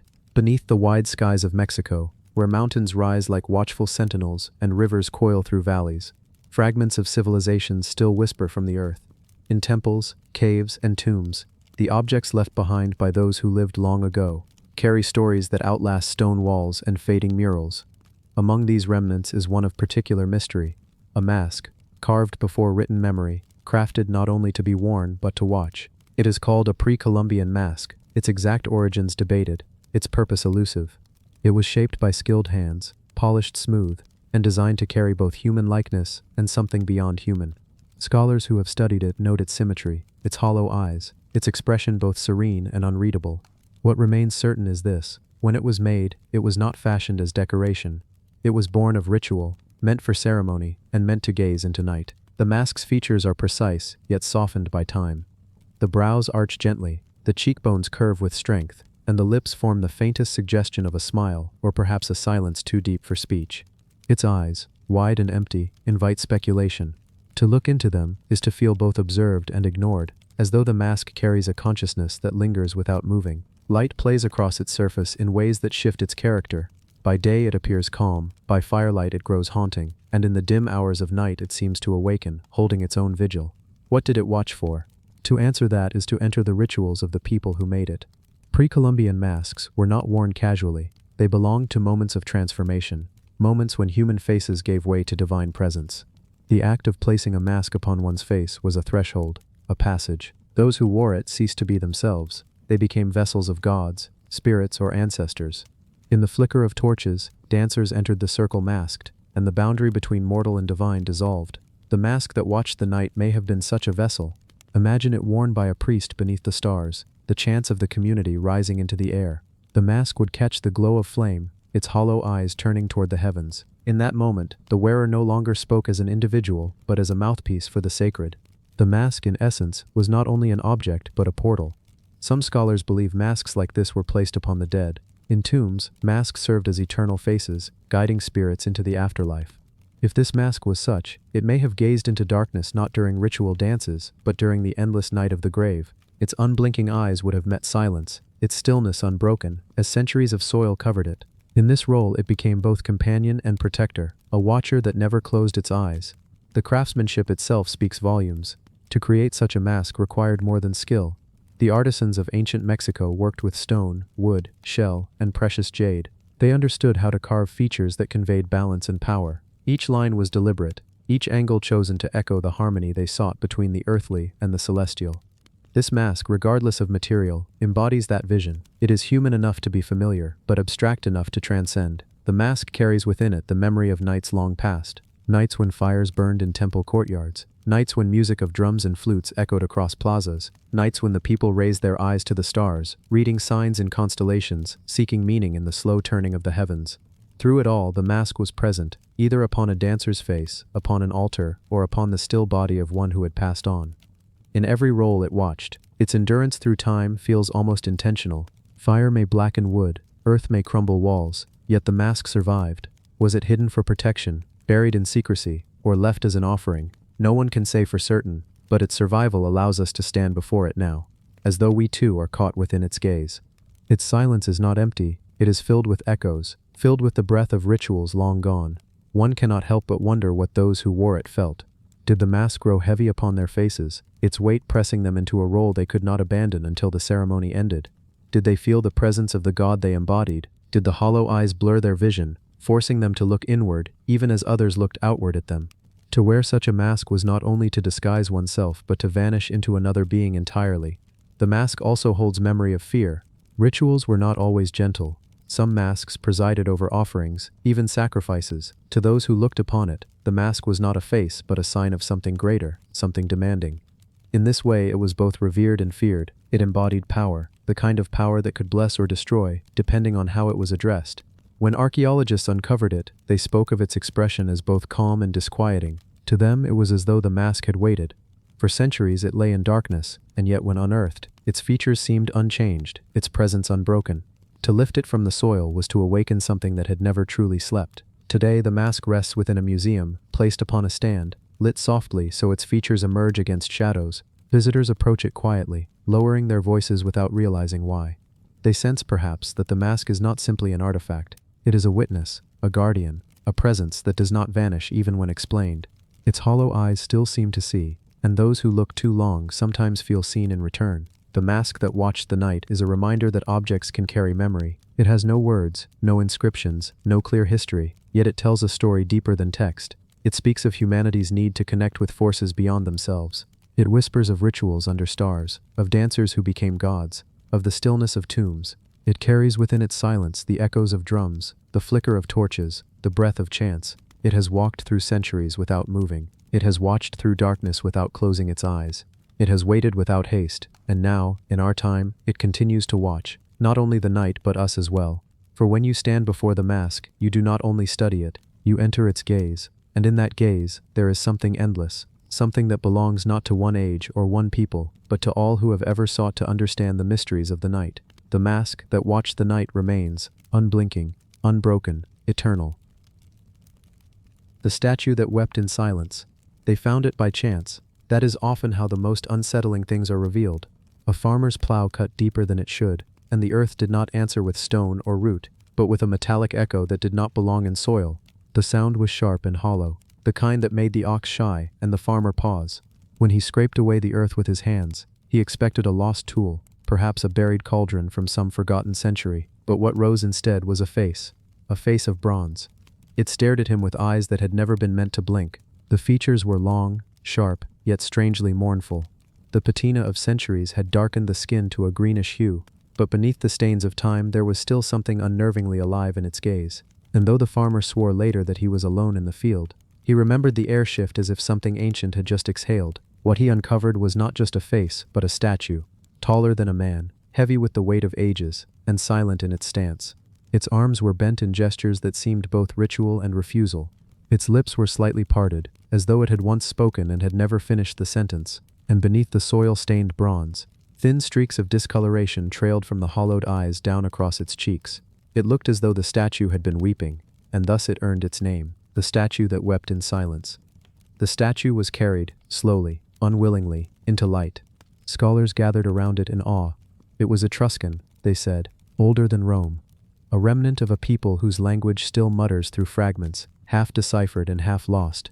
The Etruscans had known how to work bronze better than most, shaping not only weapons and cauldrons but also statues that carried an eerie lifelike quality. And yet this figure seemed different. Where other bronzes stood proud or divine, this one bent slightly forward, shoulders hunched, as if bearing an invisible weight. Its eyes were deep hollows ringed with sharp ridges, and the discoloration beneath them truly resembled tears. Metallurgists tested the streaks and found unusual corrosion channels, where moisture seemed to have run over centuries. But how? Statues do not weep, and yet the streaks had formed with a precision no random process could explain. Some whispered that condensation from the earth had seeped into its eyes and trickled out, carving those lines across its face. But others noted how symmetrical the trails were, as if the figure had been designed to cry. But cry for what? When the Etruscans sculpted their gods, they gave them wide, stern eyes and rigid smiles. When they shaped their warriors, they made them bold, unflinching, etched in power. This statue was neither. It was tall, yes, and broad in the shoulders, but its form sagged with a strange sorrow. Its hands, oversized, deliberate, were turned outward, palms slightly open, as if surrendering something unseen. Some said it was a mourner, carved for a tomb. Others suggested it was a guardian, placed at a temple gate to witness sacrifices. A few dared to claim it was not a god at all, but a person remembered in bronze, locked in an eternal grief that the sculptor could not disguise. But the question lingered. Why the tears? In its hollow chest, conservators found a cavity, sealed and dark. Radiographs revealed something inside, something metallic, dense, not part of the casting itself. The Etruscans sometimes placed offerings within their bronzes, hidden reliquaries sealed inside the figure, but no one has yet dared to break it open, for within the statue's silence lies a presence that unnerves even the most rational of scholars. When one stands before it in the museum, a strange quiet falls. Visitors have described the same sensation again and again, the feeling that the statue is aware of them. Its eyes do not move, and yet they follow. Its stance does not shift, and yet one feels the weight of its sorrow pressing outward, as if its grief is not its own, but borrowed from anyone who dares to look too long. And if you linger, you begin to hear things. Not words, exactly, not even sounds, more like the impression of breath where there is none, or the faintest suggestion of a sob hidden beneath the hum of museum lights. No recordings have captured it, and yet those who stand in silence swear the statue weeps still. The Etruscans are gone, swallowed by Rome, their gods folded into others, their rituals forgotten or condemned. Their language, inscribed on tombs and tablets, remains half a puzzle, unreadable to us, except in fragments, and so the meaning of the statue remains locked, its sorrow untranslated. But stories gather where certainty falters. Some say the statue was cursed from its making, that the bronze was melted from weapons of the slain, and the souls of warriors seeped into the metal, their grief unable to rest. Others whisper that the cavity inside its chest contains not relics, but ashes, the remains of someone the Etruscans dared not bury in earth. A priest perhaps, a traitor, or something older than either. Something not meant to be named. In village tales, there is a different story, that long ago, when thunder split the sky, the statue's eyes would glisten as though wet, and children would be warned not to look at it for too long. It borrows your sadness, the old people said, and if it takes too much, it will not give it back. But perhaps the most unsettling thing is not the streaks upon its cheeks, nor the silence of its mouth, but the way it seems caught between states. Not wholly divine, not wholly human, not alive, not entirely dead. It exists in a threshold, where grief itself becomes form. The statue that wept in silence does not tell us whose grief it carries. Perhaps it is the grief of a civilization that knew it would one day vanish. Perhaps it is the grief of one person, immortalized beyond death. Or perhaps it is the grief of the bronze itself, shaped into a figure that could never speak, only stare, only wait, only weep. And so it stands, in the stillness of museum halls, in the silence of dim lights, a watcher, a mourner, a question cast in metal. The longer you gaze, the heavier your chest feels, as if the statue is not merely an object but a mirror, showing you the sorrow you have not spoken, the tears you have not shed. And when you finally look away, it is with the uncanny sense that something within you has been left behind, something the statue will keep, silent, eternal, weeping. The necklace that bound the sun. Beneath the soil of an old French field, where the plough had passed year after year and stones rose like stubborn bones of the land, something lay waiting. The farmer who first felt his blade strike it had expected little more than another rock to wrestle from the earth. But when he bent low and brushed away the clinging clumps of clay, he uncovered a curve of metal that caught the dull light in a way no stone ever could. It was not a coin, nor a tool, nor any common trinket. It was heavy, golden, twisted like rope, yet smooth as river-worn stone, and curved into a circle that seemed unfinished, its ends swelling into terminals shaped like the heads of silent beasts. A torque. A necklace not meant for ordinary men, but for chieftains, warriors, and perhaps something greater. The farmer lifted it, feeling its chill, even though it had been cradled by soil, warmed by summer sun. In that weight was a history he could not name, a silence that pressed against him as though the earth itself were reluctant to give this thing back. He carried it home, unsure if he had found treasure or trouble, but knowing instinctively that it had not been placed in the ground by accident. For centuries, the Celts of these lands had worked gold into shapes that were not merely ornaments but symbols of life itself. Gold was more than wealth, it was sunlight caught in solid form, eternal flame that never rusted nor dimmed. To wear it was not simply to display power, but to claim a bond with the gods, with the elements, with the sun that governed the cycles of earth. The torque, coiled like a serpent that refused to close its jaws, was believed to bind power into its circle. Druids spoke of the circle as the most perfect of shapes, without beginning or end, eternal as the heavens. And so the torque was a paradox, an unbroken ring that stopped just short of completion, a loop that invited both entry and escape, a doorway that could never fully shut.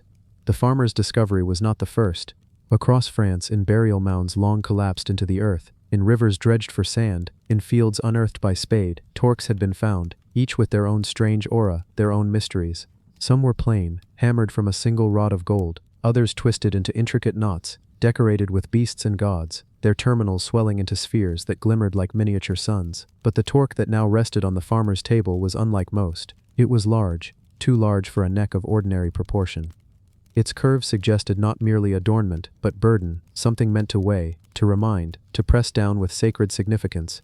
Its beasts at either end were worn, but still their shapes spoke. Perhaps lions, though lions were rare to these lands, perhaps rams, curled with eternal defiance, or perhaps something stranger, something that belonged not to the fields of Gaul but to the other world that lingered just beyond the veil of sight. Word of the find traveled quickly, as it always did.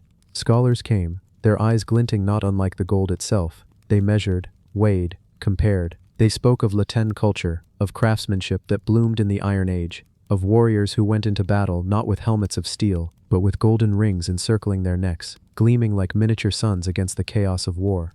The torque was not armor, it was something else entirely. What was bound in its circle? Some said it was strength, a charm against death, a tether to the gods. Others said it was submission, a symbol that the wearer had surrendered himself to forces greater than man.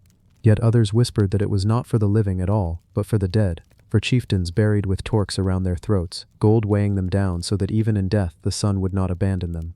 But this torque had not been found in a grave. No bones rested beside it, no weapons, no pottery, no offerings to mark a burial. It had been placed alone, buried as if in sacrifice, perhaps to the gods, perhaps to something darker.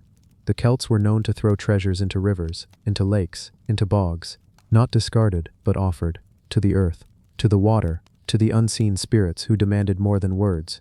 To bury gold was to wound one's own wealth, a gesture of power and faith, so profound that it demanded a response from the divine. What had the torque asked for? Rain for fields? Victory in war? Safe passage for the soul of a dying king? Or had it been buried to contain something, to trap power rather than release it?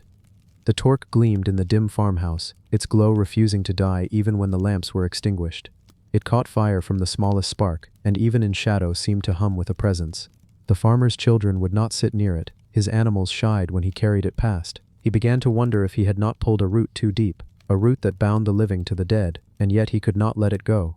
Something about the torque demanded his gaze. Each morning before he went to his fields, he would touch it. Each night before sleep, he would glance at it in the corner of the room. It seemed to change with the hours. At dawn, it was pale as the horizon. At midday, it burned bright. At dusk it sank into shadow as if swallowing the last of the sun's rays. It became a clock that measured not time but presence. Scholars later would speak of the torque as a masterwork, dated to centuries before Rome had stretched its legions into Gaul. They would marvel at its purity of gold, its weight of nearly a kilogram, its uncanny preservation, but they could not explain why it had been found alone, without companion. Theories blossomed like weeds. Perhaps it had been a personal gift to the gods, a desperate plea buried during famine. Perhaps it was a political symbol, cast away by a fallen chief, its burial marking the end of his power. Or perhaps it was older still, older than Celt, older than Druid, older than the people who called these lands home. Perhaps it belonged to a myth too ancient to record, a story carried only in the memory of the earth. When the torque was lifted from the farmhouse into the halls of a museum, its aura did not fade. Visitors reported a heaviness, a strange warmth when they stood before it. Some said they felt watched, as if the two beast heads at its ends had never truly dulled. Children sometimes cried. Adults found themselves lingering longer than they meant to, staring at its curve as if waiting for it to complete its circle and close. The torque did not move, yet somehow it did not stay still. The Celts had no written language to preserve their myths, as the Greeks or Romans did. Their stories were sung, chanted, spoken by Druids whose memories carried centuries of wisdom. And when Rome came, when Gaul was conquered and the Druids were silenced, much of that memory was lost. But the objects remained, the gold, the stone, the iron, holding fragments of the myths no voice remained to tell. Some fragments have survived, enough to make us wonder. Tales of Lugus, the god of light, whose power was likened to the sun. Tales of Belisama, goddess of fire and brilliance, who shone like the stars. Tales of warriors who fought with the blessing of the sky itself. Might the torque have been an offering to them? Or might it have been more personal, a vessel meant to catch the very fire of the sun and keep it bound? There were whispers of torques that burned their wearers, not with heat, but with the weight of visions. Warriors who saw not the battle before them, but the turning of the heavens, the slow crawl of constellations, the shadows of gods beyond the stars. Some never returned from such trances. Others returned changed, their eyes glazed, their voices hollow. This torque may have been such a vessel. The gold was pure, but perhaps not innocent, for gold was the most incorruptible of metals, untarnished by time, immune to rust and rot. What better prison for something that was never meant to fade? If one wished to trap a fragment of the sun itself, a spark of godhood, a piece of eternity, what better shape than a circle of gold twisted into permanence? And yet, the circle did not close. The torque, like all torques, left a gap, a wound in its perfection, a doorway, or perhaps a warning, that what was bound was not entirely sealed, that something still slipped through, like sunlight between clouds. The farmer who had found it passed away years later. His family remembered that in his final days he spoke often of the sun, of its warmth, of its silence. He would sit by the window, staring at its rise and fall, and whisper that it was not simply a star, but a prisoner. They thought his mind had wandered, yet one could not help but notice how the torque remained, glimmering, waiting, bound in its own silence. The necklace that bound the sun had not yet told its full story. The torque sat beneath glass now, in a room where silence pressed like a second atmosphere. Visitors walked past, their footsteps softened on the polished floor, their voices hushed as if instinct itself demanded reverence. Some artifacts shouted their presence with sheer sighs, with carvings or inscriptions that declared their meaning. But this one whispered. Its weight was not in sound but in absence, in the way it seemed to draw attention inward, pulling the gaze as though the circle it traced was a vortex. Not all lingered long. For some, the feeling was unsettling. The gap in the torque, the unfinished circle, seemed too much like an invitation. They hurried past, seeking relief in artifacts that could be understood, described, labeled with certainty. But a few scholars, dreamers, wanderers remained. They pressed their hands against the glass, eyes following the twist of gold until they almost felt it move, like sunlight curling across water. And for those who lingered, a strange pattern emerged. Many reported dreams in the nights that followed. Dreams of vast fields beneath a burning sun, of figures clothed not in linen or wool, but in shadow and flame. Dreams of circles that would not close, of voices speaking in languages without words. Some dreamed of sacrifice, of hands pressing treasure into earth or casting it into rivers that swallowed light whole. The curators dismissed such accounts as suggestion, the natural consequence of standing too long before an artifact steeped in mystery. Yet even they did not deny that the torque seemed alive in a way few objects were. Its surface never dulled, though centuries had buried it. Its presence seemed too deliberate for chance. In truth, the torque had never been only gold, it was a story, and stories have weight. The Celts did not carve their myths in stone temples as the Egyptians did, nor write them in ink like the Greeks. They carried them in voice, in ritual, in the very objects they created. A torque was not a necklace, it was a contract.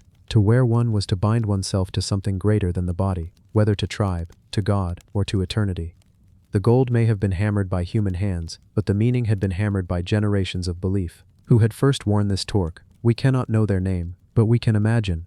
Perhaps a chieftain, broad-shouldered, his throat circled not by mere ornament but by the sun itself, his people seeing in him the bond between earth and sky.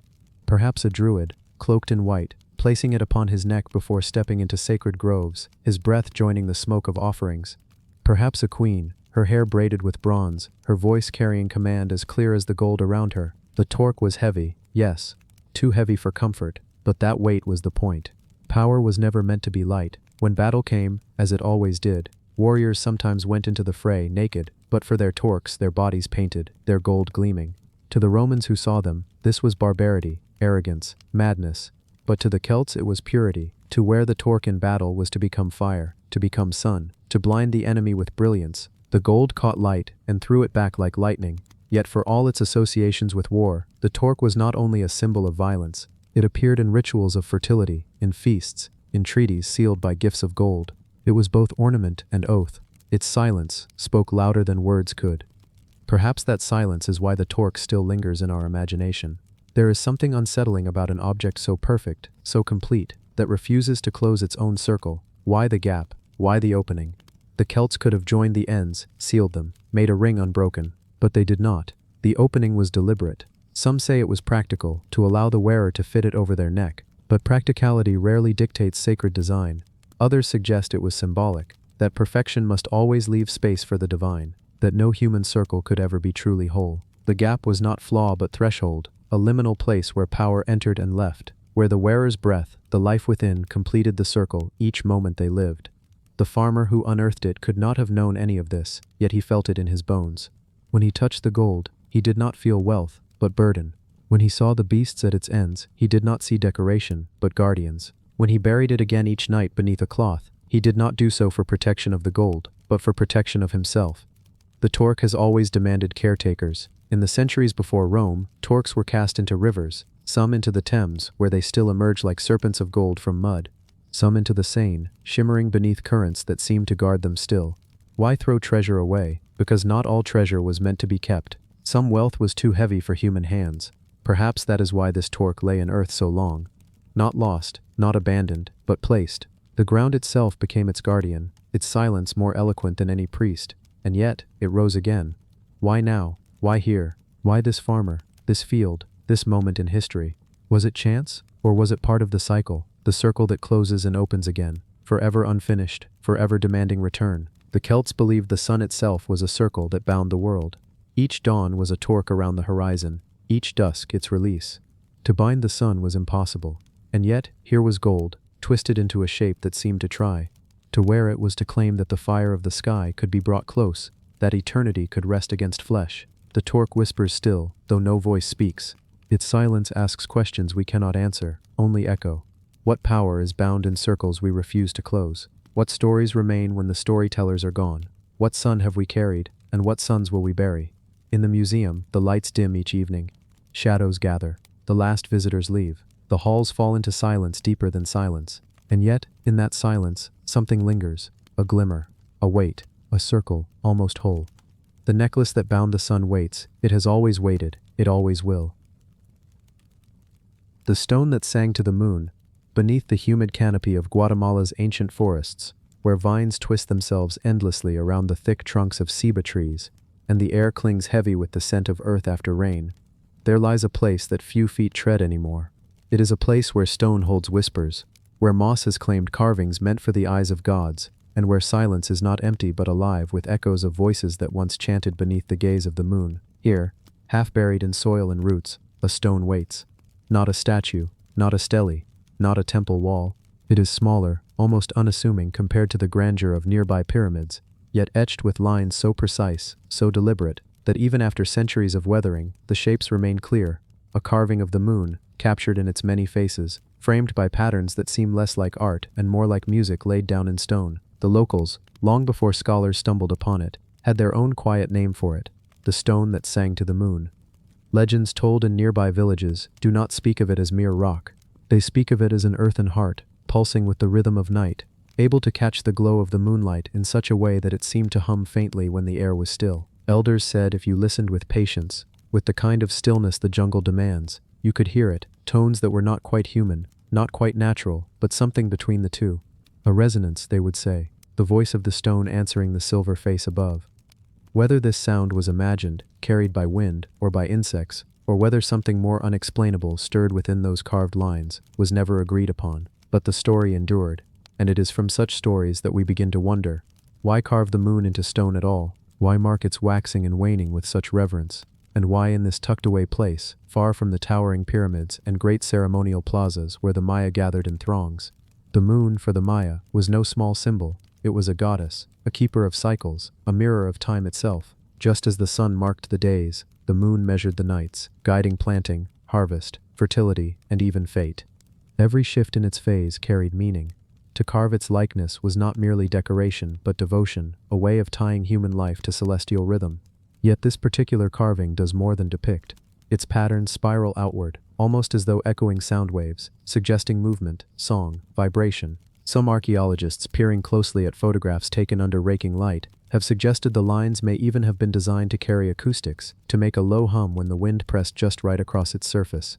Others believe it was an offering, placed on sacred ground where rituals of night took place, the chanting of priests, and the burning of copal incense weaving through the jungle air as the moon looked on. But the truth is, we cannot know with certainty. All we can do is walk slowly through the possibilities, as though tracing the grooves of the carving with our own fingertips, feeling the cold stone beneath our hand, letting its quiet story seep upward. Imagine it, long ago, before the jungle crept back to swallow the stones of temples, before moss softened the edges of every block, there was a clearing.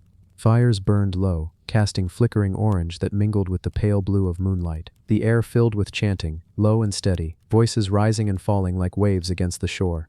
Priests in elaborate headdresses moved slowly, deliberately, their hands scattering maize, pouring liquid, raising offerings upward. At the center, placed carefully on an altar of rough-hewn limestone, sat the lunar stone, catching the glow of the sky above. As voices swelled, some swore it answered, vibrating faintly, carrying a tone that seemed to thread itself between the words, an undercurrent of sound that turned ritual into something more than human. The stone itself is small enough to hold, heavy but portable, carved from local limestone that would have been quarried not far away.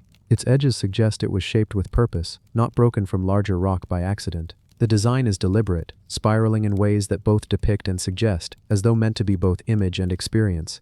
And that is perhaps what makes it remarkable. It is not a grand monument intended to impress, but an intimate one, meant for those close enough to feel its hum, to hear its faint echo. A personal relic of collective ceremony, bridging the silence of night with the song of stone.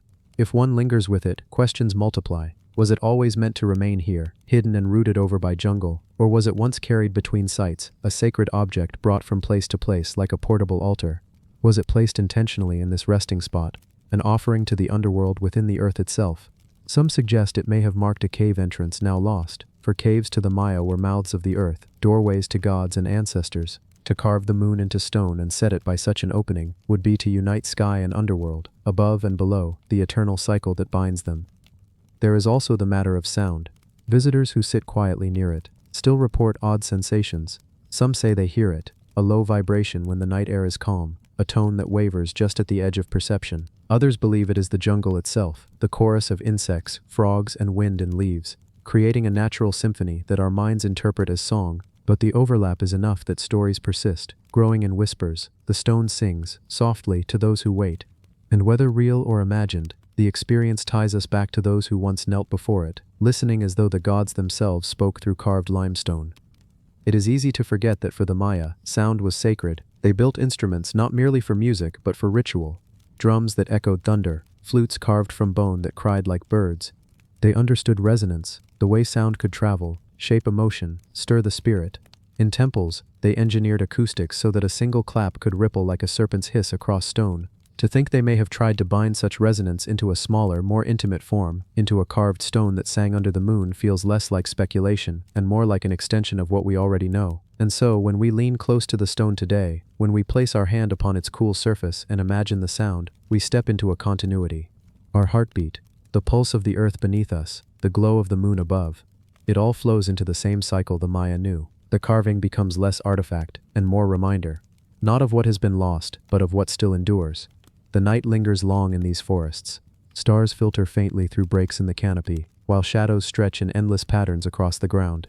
You can almost see them still, the figures gathered here centuries ago, their bodies swaying to chants, their faces upturned to moonlight, the stone humming softly at the heart of it all. Time has buried them, yet their echoes remain, waiting for patient ears. For what is history if not the faintest of songs, carried forward, waiting for someone willing to listen? And so, the stone that sang to the moon lies in silence now. Or perhaps not silence at all, but a sound too soft for those rushing through the world to notice. A sound that belongs only to those who linger, who breathe with the night, who let themselves fall into rhythm with the old, unbroken cycle. To such listeners, the stone still sings, not with words, not with melody, but with the memory of a people who carved the moon into earth, and in doing so, found a way to make stone and sky speak to one another. The spear that pointed beyond death. The story of an object often begins not in the present, not even in the moment of its crafting, but in the countless ages before it came to be.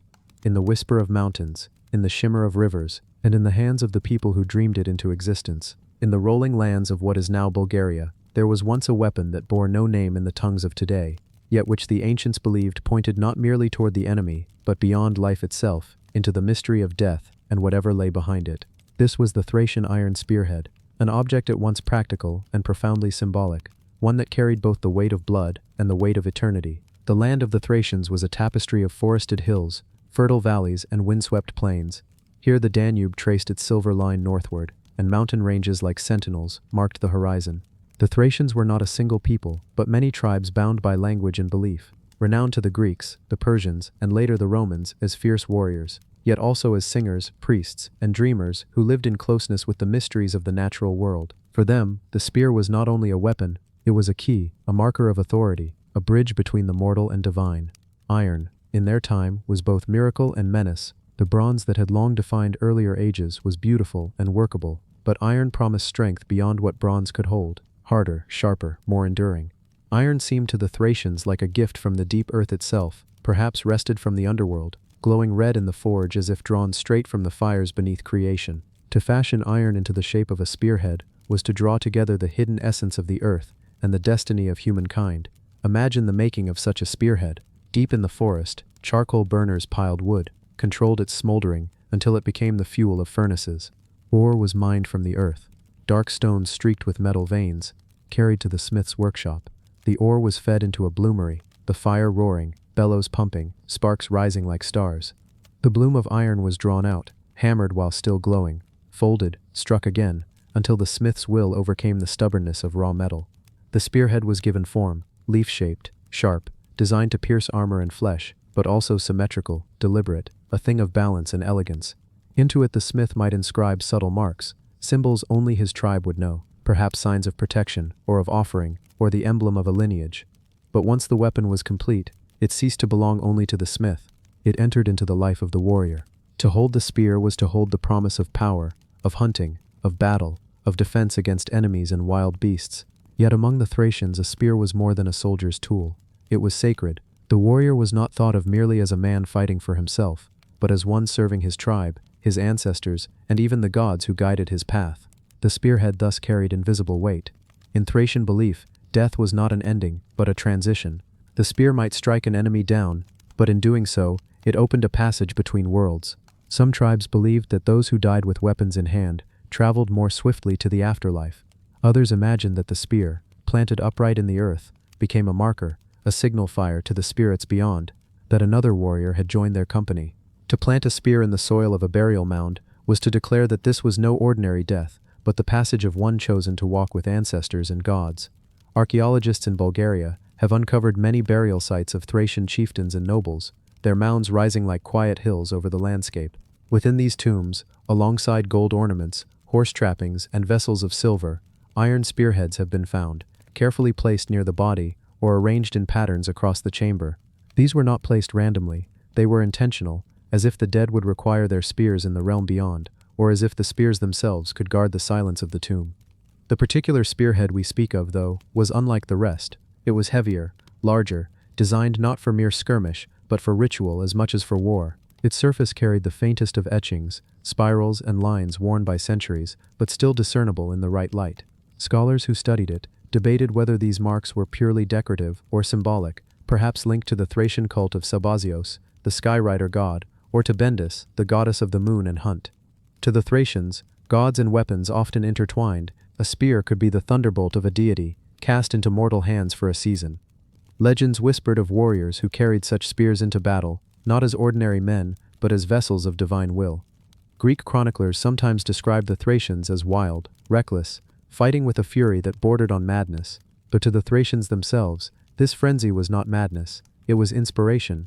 The spear was believed to channel the force of ancestors, a rod of lightning striking through the body of the warrior, giving him strength to surpass his limits. Yet the spearhead was not bound only to violence. In times of peace, the same weapon could be driven into the ground during ceremonies, marking sacred boundaries or serving as a focus of prayer. The spear might be an offering to the earth, a declaration of loyalty to the gods, or a symbol of unity among tribes. When a treaty was sworn, a spear might be held upright between the leaders, as if the weapon itself bore witness to the oath. To break such a vow would be to offend not only men but the unseen powers watching. And so the spearhead became a paradox, a tool of death that also promised continuity, a blade that tore the flesh, yet also bound communities, an object of war, but also of ceremony and remembrance. To those who held it, the iron gleam was a reminder that life was brief, but honor was eternal. We can imagine it lying now, in the soil of Bulgaria, where centuries of earth pressed upon it. Once it gleamed red-hot in the forge, then silver-bright in battle, then darkened with blood and time, buried in a tomb, forgotten by the living. It rested while empires rose and fell. Thracians gave way to Romans, Romans to Byzantines, Byzantines to Ottomans, each leaving their marks upon the land. Through it all, the spearhead slept, its silence deeper than memory. When archaeologists unearthed it, brushing away soil that had clung to it for more than 2 millennia, they uncovered not only a piece of iron, but a doorway to imagination. For though the spearhead no longer pierced flesh, it pierced through time, reminding us that the lives of Thracian warriors, their fears, their hopes, their beliefs, are not wholly gone. In holding such an object, one holds a fragment of their world. The spearhead seemed to speak in its stillness. Its weight was unusual, heavier than expected, as if carrying not only the mass of iron, but also the burden of centuries. The point was dulled now, corroded, yet its outline was unmistakable, even diminished by rust. It retained a kind of presence, a quiet authority that could not be dismissed. Scholars leaned close to study its surface, noting faint scratches that might once have been letters or symbols. Some argued it was Thracian script, though their language remains little understood. Others suggested the markings were simply from use in battle, scars from striking against shields and armor. Yet there was a sense that the spear had been more than a soldier's tool. It had been honored, perhaps even worshipped. In myth, spears often carried destinies. The Greeks spoke of Achilles' spear, cut from a sacred ash tree and said to heal the very wounds it inflicted. In Celtic tales, there was the spear of Lucre, unstoppable in war. The Thracians too may have believed that certain weapons were not forged merely by men, but chosen by the gods. The spearhead unearthed in Bulgaria may well have been such an object, one thought to guide its bearer beyond the veil of death. For what does it mean to point beyond death? Perhaps it meant that the spear aimed toward immortality, ensuring that the warrior's deeds would be remembered. Perhaps it meant that the weapon itself was a token offered to spirits, a passport into the afterlife. Or perhaps it was simpler still, that the spear pointed forward, as all spears do, and in doing so reminded its holder that life always moved toward death, and that to face that truth with courage was the essence of honor. When night falls over the Thracian plains, when the wind moves across the burial mounds and the stars emerge above the darkened forests, one might imagine the sound of spears rattling in the unseen hands of spirits. The warriors of old still ride there, their voices lost, but their weapons gleaming in eternity. And among them is the iron spearhead, its point glinting not in sunlight but in moonlight, not in battle but in memory. And so, in this long remembering, the spearhead survives. It survives not merely as rusted iron in a museum case, but as a story, as a question, as a presence that asks us to consider the thin line between life and death, between war and peace, between silence and song. It is a relic that refuses to fade, pointing still, not at enemies but at the mysteries that lie ahead of us all. The spearhead that once gleamed in the hands of a Thracian warrior did not lose its power when buried beneath the soil. Objects such as these rarely do. They carry forward something beyond metal and form. They carry the memory of a people, the weight of ceremonies, the echoes of voices that believed the spear to be more than weaponry. To the Thracians, time itself was not linear but cyclical, like the seasons. Spring followed winter, harvest followed sowing, and death followed life, only to give way again to rebirth. Within this great turning of the wheel, weapons like the iron spearhead took on new meanings. It had pierced flesh and armor in battle, but it was also planted upright in the ground during rituals, as though the earth itself drank in its power. When buried with the dead, it was not interred as a tool lost but as a companion, a guide into the shadowed realms beyond. One can imagine the funeral of a Thracian chieftain. The mound was raised, earth heaped high into a dome that would stand like a small hill for generations. Horses were sacrificed and laid beside him, golden ornaments gleamed in the torchlight, and priests chanted songs that have long since vanished from human memory. At the center, the spearhead was laid across the body, its point directed not at the earth but outward, as though it still searched for the horizon, even in death. It was a silent message, that this warrior's path did not end here, that the spear pointed the way beyond the mortal veil. Even after burial, its journey did not end. The soil pressed in, years layered upon years, roots coiled around it, and yet the spearhead endured. Iron rusts, yet the form remained, refusing to vanish. And within its silence, it gathered the centuries, as though each falling leaf, each storm, each winter's frost whispered into its memory. When archaeologists uncovered it, they found not only a corroded weapon, but a presence that still seemed charged. Some who handled it described a strange weight, heavier than expected for such a fragment. Perhaps it was only the density of iron, yet there was the sense of something else, that the spear had absorbed belief itself, that the conviction of the Thracians who once wielded it clung invisibly to its surface. This is the paradox of such relics. Though the people are gone, their ideas remain alive in the artifacts they leave behind. The spearhead tells us the Thracians did not view death with despair, but with preparation. To die was to cross into a realm where weapons and symbols still held meaning. The iron point was less about destruction than about continuation. It pointed, always forward, beyond the known world, into the shadows where answers must lie. Legends among their neighbors reinforced this image. The Greeks spoke of the Thracians with awe and unease, describing them as fierce in war, devoted to their gods, and touched by a wild energy that others could not quite grasp. They believed that Thracian warriors, when inspired, fought as though already beyond fear, as though the line between life and death had blurred for them. Perhaps it was the spear, the iron weapon held tightly, that gave them this sense of being already halfway into the afterlife, guided by its point. What stories were told around their fires?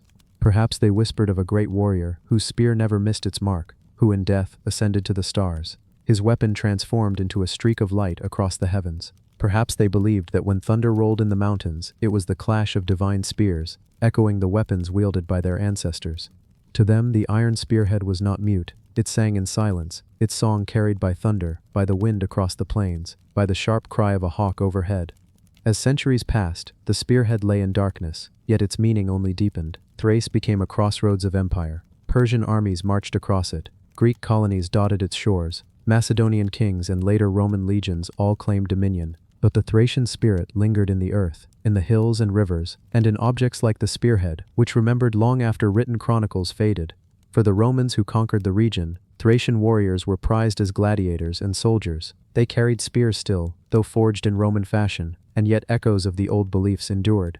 Even in the arenas of distant lands, when a Thracian fought with spear in hand, it may be that he felt the ghost of the iron spearhead guiding him, pointing as it always had toward the thin veil between life and death. In the present day, when one stands before such an artifact in a museum case, surrounded by sterile glass and bright lights, it may seem difficult to sense the aura it once carried.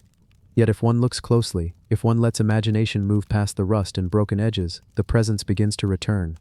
The spearhead was once red hot, hammered by a smith who perhaps sang as he worked. It once gleamed in battle, its edge wet with rain, or with blood. It once lay upon the chest of a warrior, planted like a compass needle, pointing toward eternity. Its story is not silence. It is a murmur that grows louder the longer one listens. The spearhead also invites us to reflect on our own relationship with time. For us, weapons are often thought of only as instruments of destruction. Yet for the Thracians, they were also carriers of meaning, guardians, companions beyond death. The spearhead, then, was not only a tool of war but a reminder that even the sharpest of iron could be transformed into a symbol of hope, of continuity, of a life that reached past the grave. There is a haunting beauty in this. The spearhead's edge no longer cuts, its point no longer pierces, yet in another way it still strikes. It pierces the imagination, reminding us of the vast expanse of human belief, of the ways people have faced mortality. It is easy to forget that our ancestors lived daily with the reality of death more closely than we do, and yet they did not surrender to despair. They found in objects like the spear a way to meet that reality with courage. When the night deepens over the hills of Bulgaria and the stars shine clear, one can almost feel the same awe the Thracians felt. Above, the constellations wheel in their eternal pattern. Below, the earth holds secrets in its mounds and tombs. Somewhere within that dark soil, other spearheads may still rest, pointing silently forward, unseen by human eyes, yet still aligned with the horizon of eternity. The Thracian spearhead that has come to light is but one among many, yet it carries the whisper of all of them. Together they remind us that objects are not merely objects, they are bridges. They carry voices that once spoke, prayers once uttered, and dreams once dreamed. The spearhead pointed beyond death because its people refused to accept final silence.